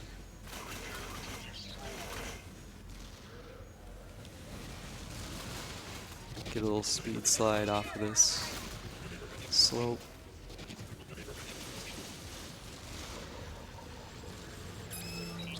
So yeah, I almost think this game, I mean, it's not quite like the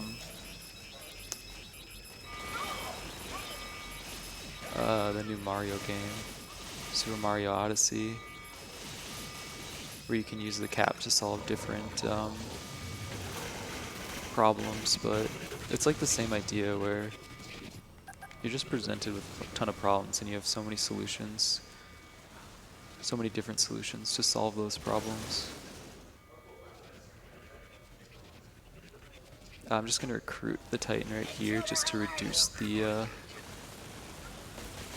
number of things shooting at me as I race to the end of the level. Alright, so yeah, that marker over the Titan shows him that he's an ally, and he's fighting all the bots that are shooting at me. So now he's firing after the predators.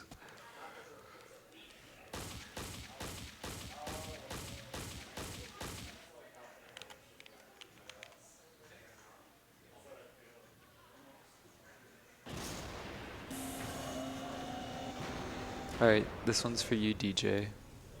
Watch this. Left bumper. That's right, I used the left bumper, DJ. Oh. So that guy always drops down right there, so I just immediately throw a EMP grenade so that he goes to sleep, and I can now show off what the control tether does. Let's not forget that.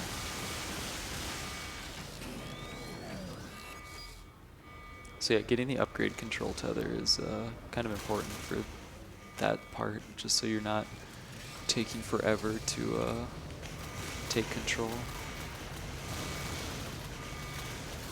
And now I'm going to bring my ladder to the end of the level.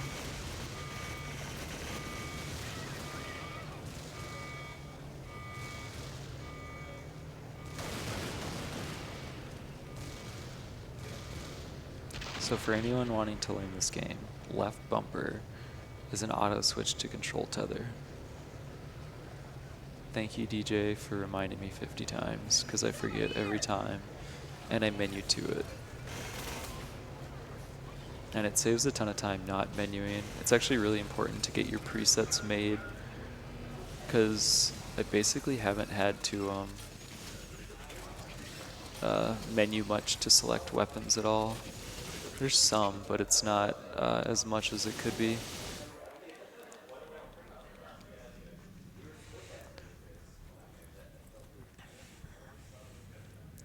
So we finally made it to Exavolt to save him, so we can figure out how to defeat Corrosive. But of course, he's already been rescued. Whoa. That's some bass. Why do I keep getting sent to rescue people who are already rescued? Indeed, I was incarcerated, my boy, surrounded on all sides by villainous, oil-thirsty mills.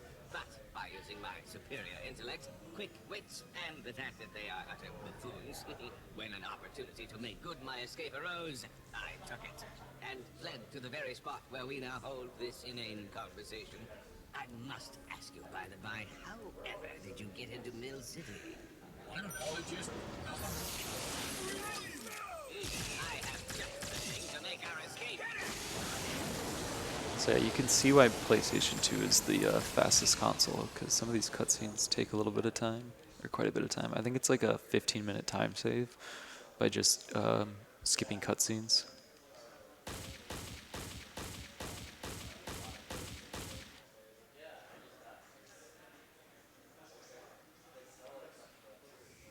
Dr. Exavolt.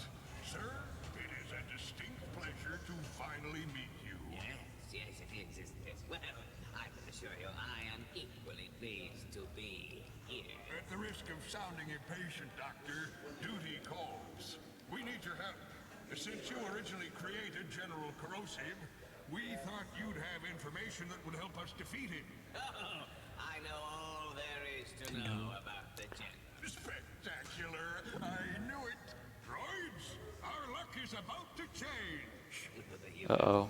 Admiral Akbar certified trap incoming. General Corrosive, I do hope you've been listening. Our plan Whoa. has worked to utter I don't know what I did. perfection. Not only have I located the droid rebel command center, It's trap. standing in the middle of it. You may initiate the invasion. Oh, damn it! We've been had!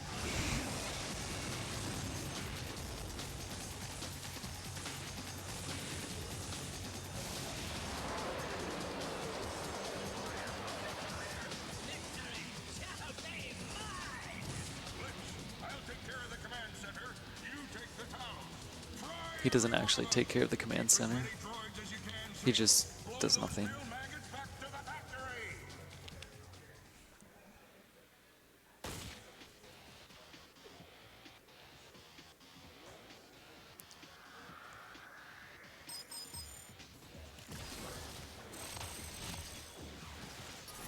So these troopers, they probably have they do the most damage out of any of the enemy bots in the game. So taking control of one makes this level go a lot faster. However, they do not have a lot of health, so I need to conserve as much health as possible. And I do that by hovering. So hovering up and then going back and forth makes it a lot harder for the enemies to hit me. It also prevents the other troopers from dive bombing me, which does a lot of damage.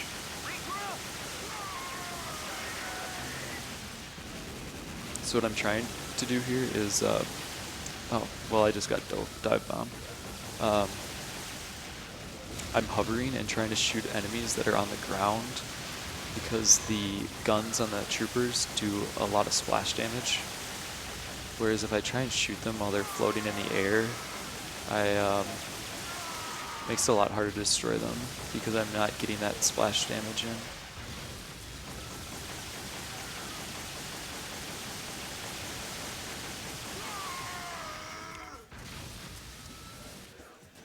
Another thing that I'm doing as the trooper is I'm spamming the right trigger button. Let's move on.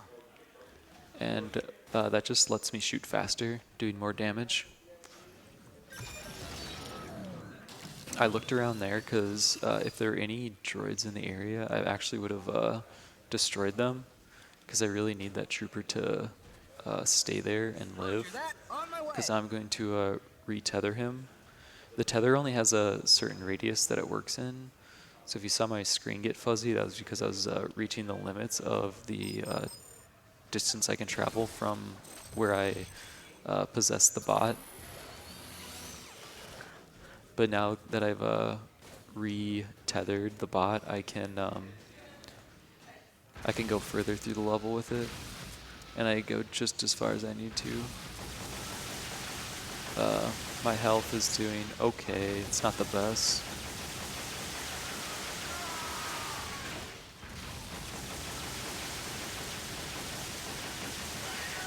The troopers I want to start shooting at as soon as they land on the ground. So if I'm shooting at a guard and I see a trooper land, I'll immediately switch to the trooper.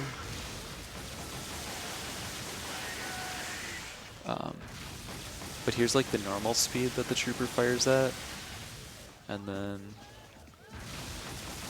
this is the spamming trigger speed. It's a lot faster.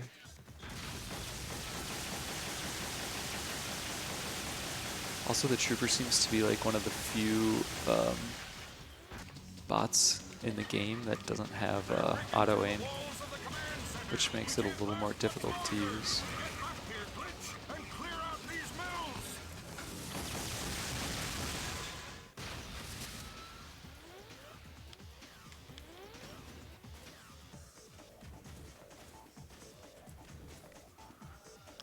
This level can be tricky. Try not to die just because of how little health you have and how much damage the enemies can do with all the troopers that there are. So health is like a very important thing to keep track of and keep up as much as possible.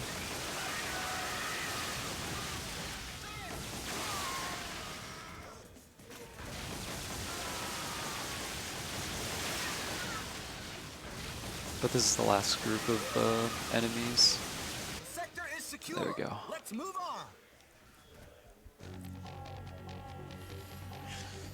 Sorry, I've been working on getting my donation in during the cutscenes. So you want me to read some? I've got a couple. Yeah, go for it. All right, we've got $20 from Scarian, who says, I want to play bass. That's all. It's like oh, go for it. And then one more. It's yours, actually. $50 from you. Thank you very much for your donation. That's what I've been working on during the cutscenes. So this is Jailbreak. This old bot has like this long 2-minute spiel that he goes through, but we just use him to teleport ourselves out of prison. And now we're free, and we don't have to listen to his ramblings. Because you know how old people can ramble. No offense to old people.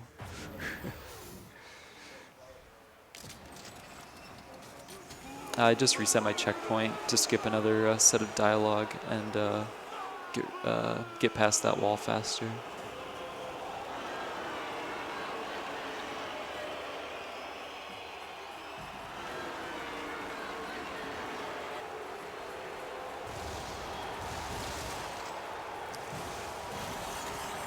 I think this is the first time I take control of a Titan in the game.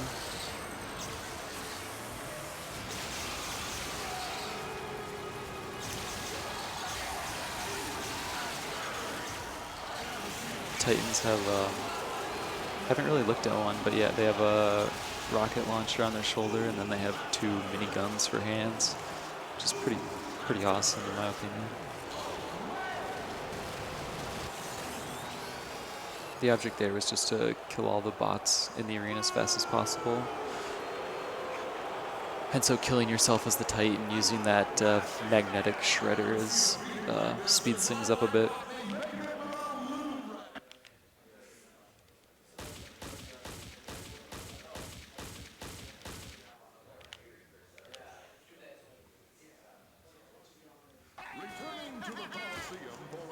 So now that there's no old guy to ramble, you get let out of jail a lot faster.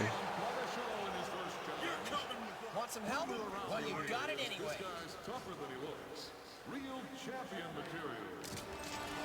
So here you get 2 allies to help you defeat all the enemies, but they're the ones that get to select their own weapons, and sometimes they can be really bad at selecting the weapon they're using. It looks like I got rockets, good for that guy, but the other guy has the Ripper, which basically makes him useless and he does no damage, where the rocket guy will actually take people out and actually be helpful.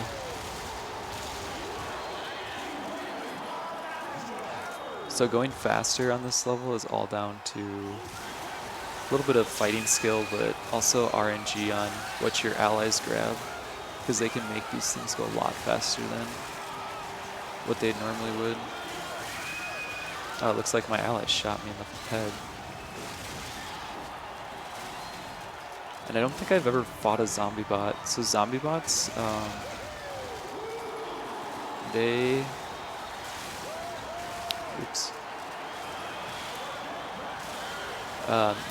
if they get hit once, they disassemble themselves and fall into a scrap heap, but then they will actually reassemble themselves after a little bit of time.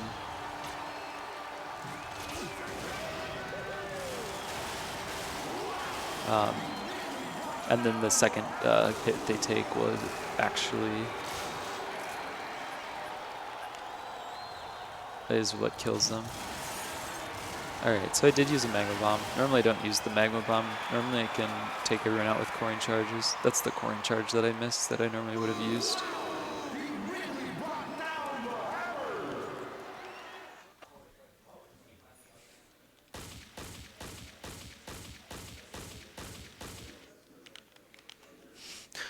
So yeah, it's really, we skip a lot of fights in this game if I'm explaining zombie bot fight mechanics all the way here.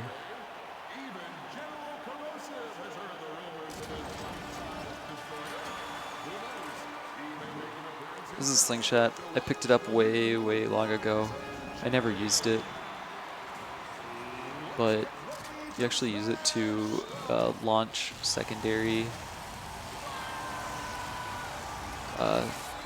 grenades, and it just makes them fly a lot farther and faster.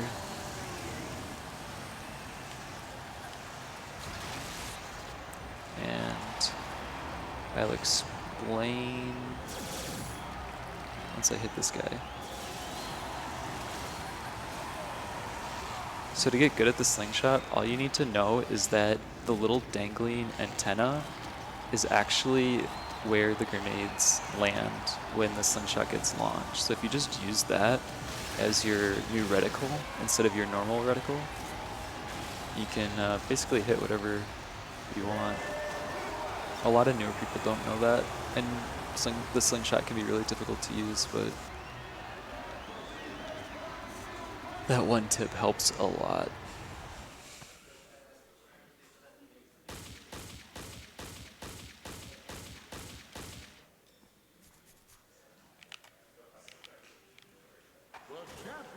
Right. This is my final time in jail. If I actually listen to that old bot's ramblings, he foreshadows this last fight. Basically saying that if you fight the main guy, if you fight him, the only way you can defeat him is by leaving in pieces, and that's exactly what we're gonna do. If you remember the wrench, I can disassemble myself. And now when he looks down and sees that my body's been destroyed, they just assume I'm dead. There we go. And that's how you beat that level. It took me forever to figure out how to do it casually. I was like running around the level with my head cut off. Because they hide the wrenches in those boxes, so it's hard to know that they're there.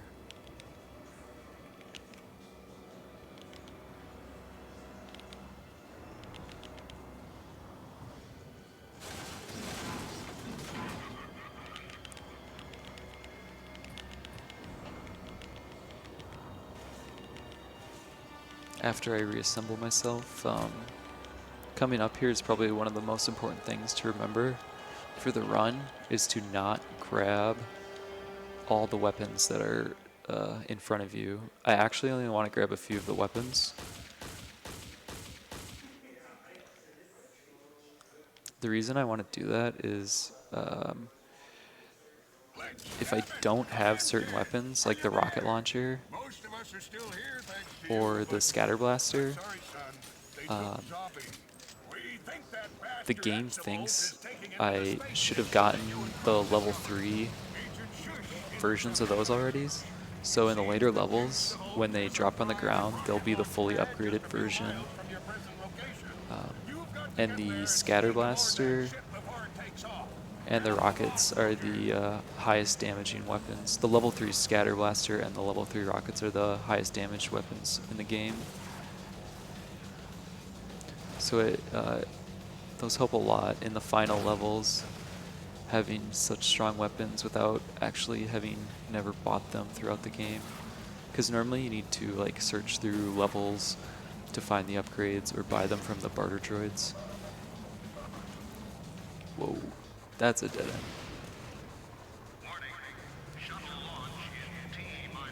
But we save a lot of time by skipping, manually upgrading them, and just all you have to do is avoid picking them up right there, and the next time I see them, they'll be fully upgraded.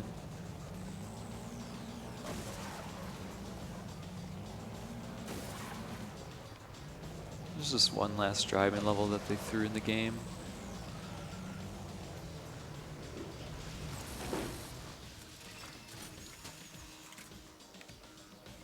Alright. So yeah, I'll use the slingshot and coring charge some more, and then the rivet gun will be used for a little bit, but those are the only things I need to make sure I pick up in that area. That guy's kind of cramping my style. There we go. And then you just make sure you grab those cleaners. Those are important too.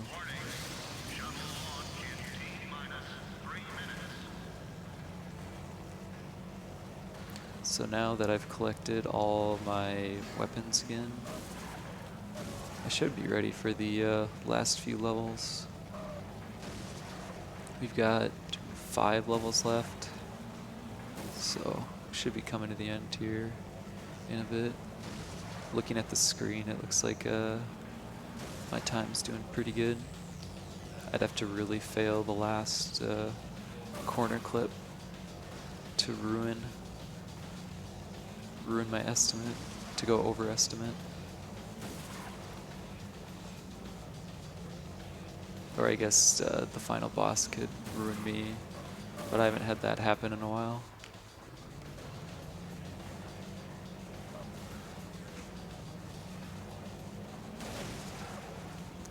Once again, I'm just trying to keep all my tires on the ground and not run into things.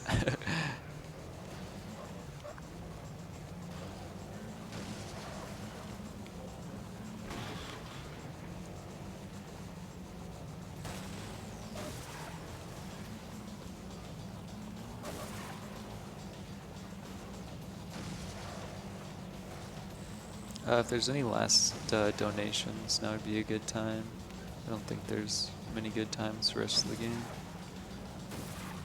All right. Well, we've got $5 from Marquise Dan that says, here's $5 towards making Palom's name Porum and Porum's name Palom. So we have a perfectly proper Palom Porum decorum. Oh, no. Thank you for that donation.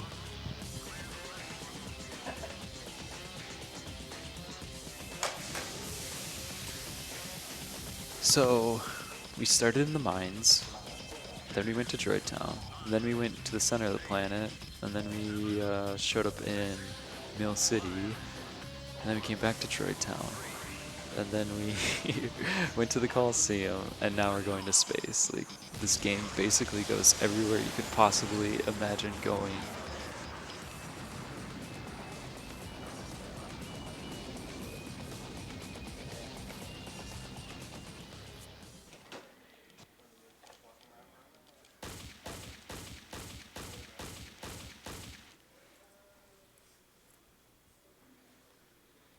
And that moon that we've been walking in front of during the loading screen this whole time, that's no moon.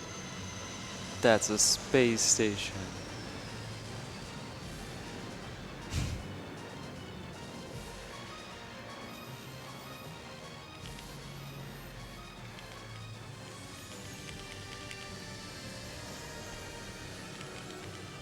So this game has a wide variety of environments. And for a game in 2003, it's pretty elaborate.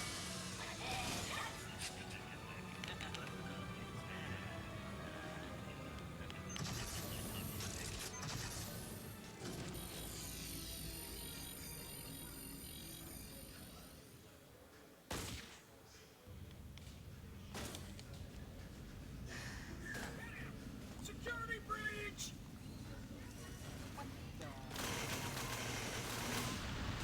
So here's just a slope jump to get up to this platform, which normally you have to take out a barrier. There's a whole bunch of setup, but like I said at the beginning of the run, having the slope jump lets us get to places we definitely were not supposed to be able to.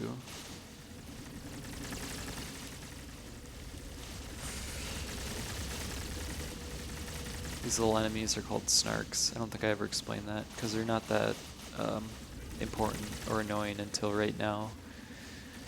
They fly around and try and knock you off while you're walking along those platforms. Made it, luckily. I've had them just get all up in my business and send me out into space before.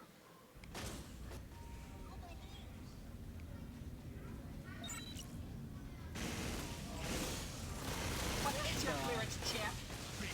Target acquired. Here's where I pick up the level 3 scatter blaster, and I will show you how insanely powerful it is. Every enemy that we've been struggling with this whole time, all it needed was that. It's basically an automatic shotgun now, and it does an insane amount of damage.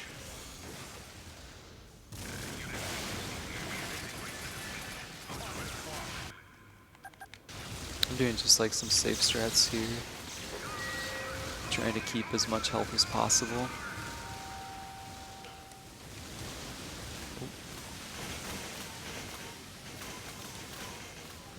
Because now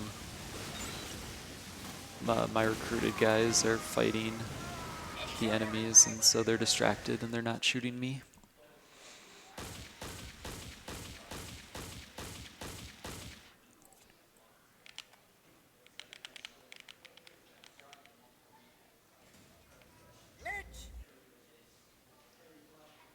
Oh yeah.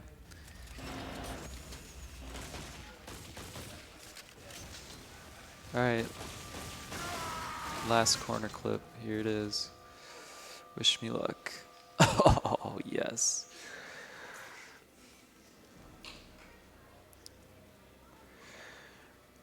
Didn't have to sit there and embarrass myself. That was great.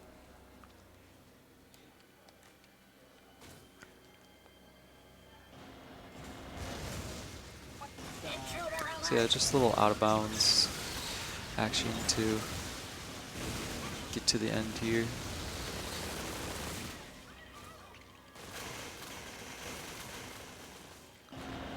And I'm just sprinting to the finish line.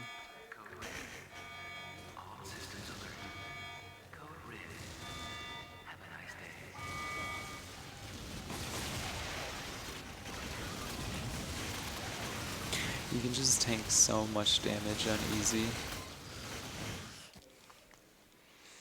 Playing this game on Nuts of Steel is a whole nother story.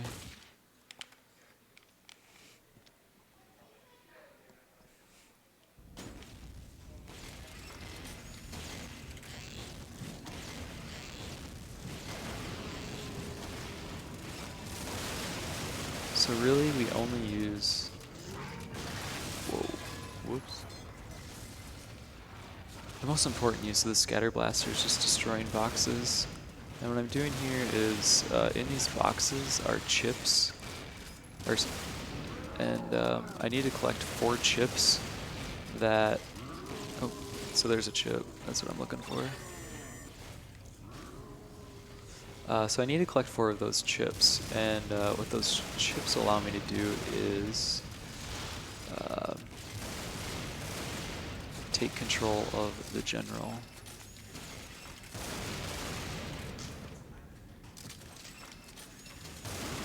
Okay. 2 more to go. The thing about this fight is that the general General Corrosive there, the big guy, he can actually step on you, and it's an insta-kill. So I want to stay as far away from him as possible while searching through all these crates. That can happen. Luckily, the chips don't move crates, so if I can remember exactly where the chips were located, I can just go right to those crates. I think it was right here. Nope. There it is.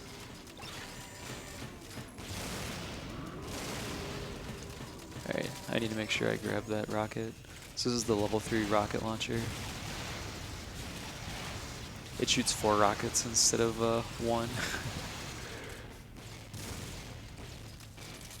Alright. And so these blue circle things are speed artifacts, and they let me run really fast. So finding them is very helpful to get away from the general's feet. Ooh. Well, I had pretty good chip luck if I wouldn't have gotten stepped on, but now I just need to find his arcade cabinet. So this is the general's arcade cabinet. Now, since I found all the chips, I can play as the final boss of the game. Not many games let you play as the final boss when you're fighting the final boss. So he's got his smash, his stomp, and his guided rockets. And really, his guided rockets are the only thing that we do. So now the whole mill army is after me as General Corrosive. And I just get to casually destroy wave after wave of mill enemies.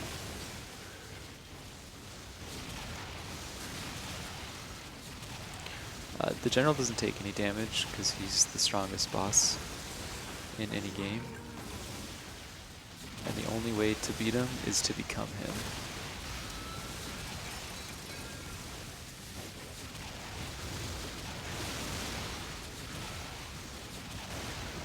So yeah, now I'm just going through defeating each wave of enemy. The first wave was snarks with the troopers. The next wave, oh, there's a snark left.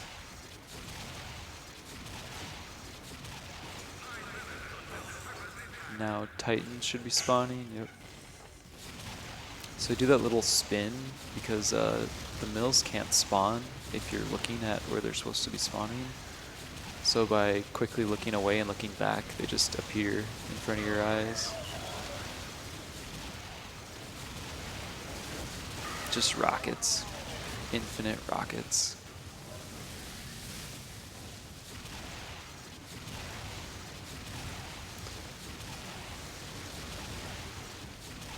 This is also the only part of the game where the auto-aim feature actually works against you. It does a very poor job of hitting the targets because they're moving faster than the rockets are moving.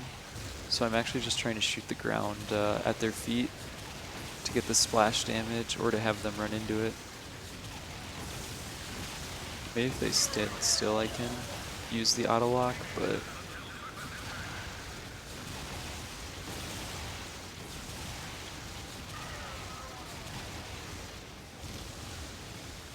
oh.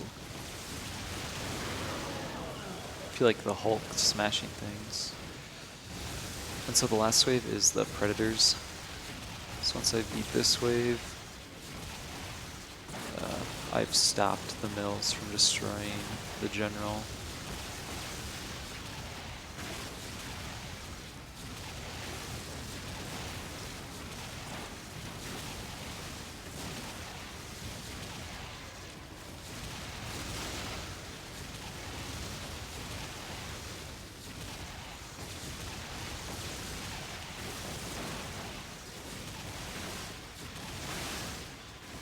My strategy to take out the Predators is actually to stay as far away from them as possible. That just allows the guided missiles to actually reach their target. If I'm too close, they actually pass by the target and just don't hit it.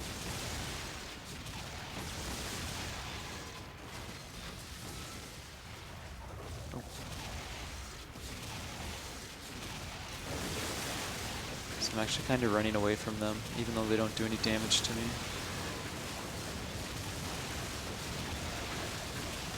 Alright.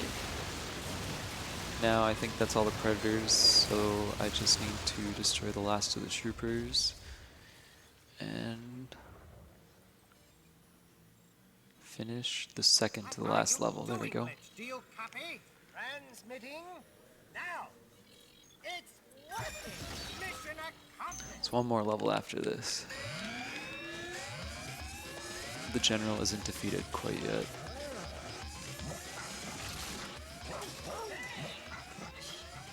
You're welcome.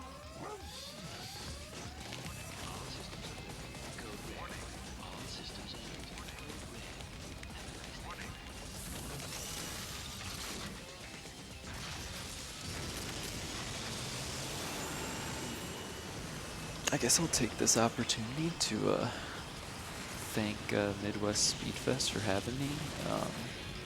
Also, shout out to the small metal arms community we have. All 5 of us. If you're interested in running this game, stop by the Discord. I'm hoping to make a tutorial series here, but right now I'm working on getting sub 2-hour runs. So it's another shout out my stream. Once again, my name's jsand. So if you want to see me doing Metal Arms speedruns, you can check me out on Twitch.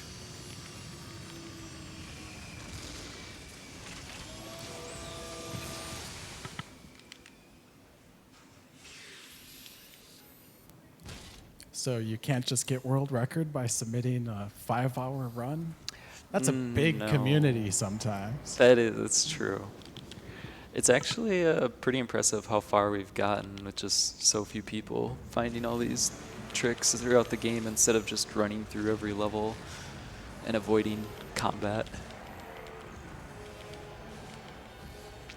But this is how strong General Corrosive is. He can survive a drop from space and still stand up. But now in his weakened state, we can defeat him with the power of cleaners. Cleaners and level 3 rocket launchers.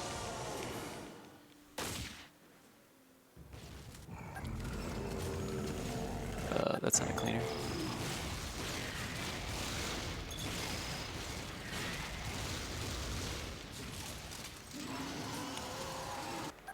Throughout the level are cleaners, and to beat him fast, you just need to run from cleaner spawn to cleaner spawn while shooting him with rockets.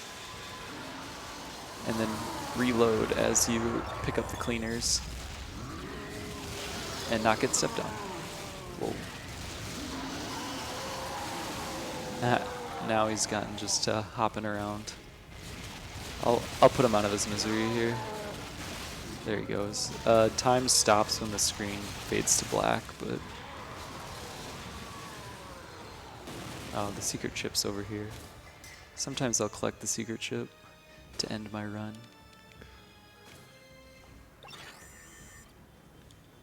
There, time.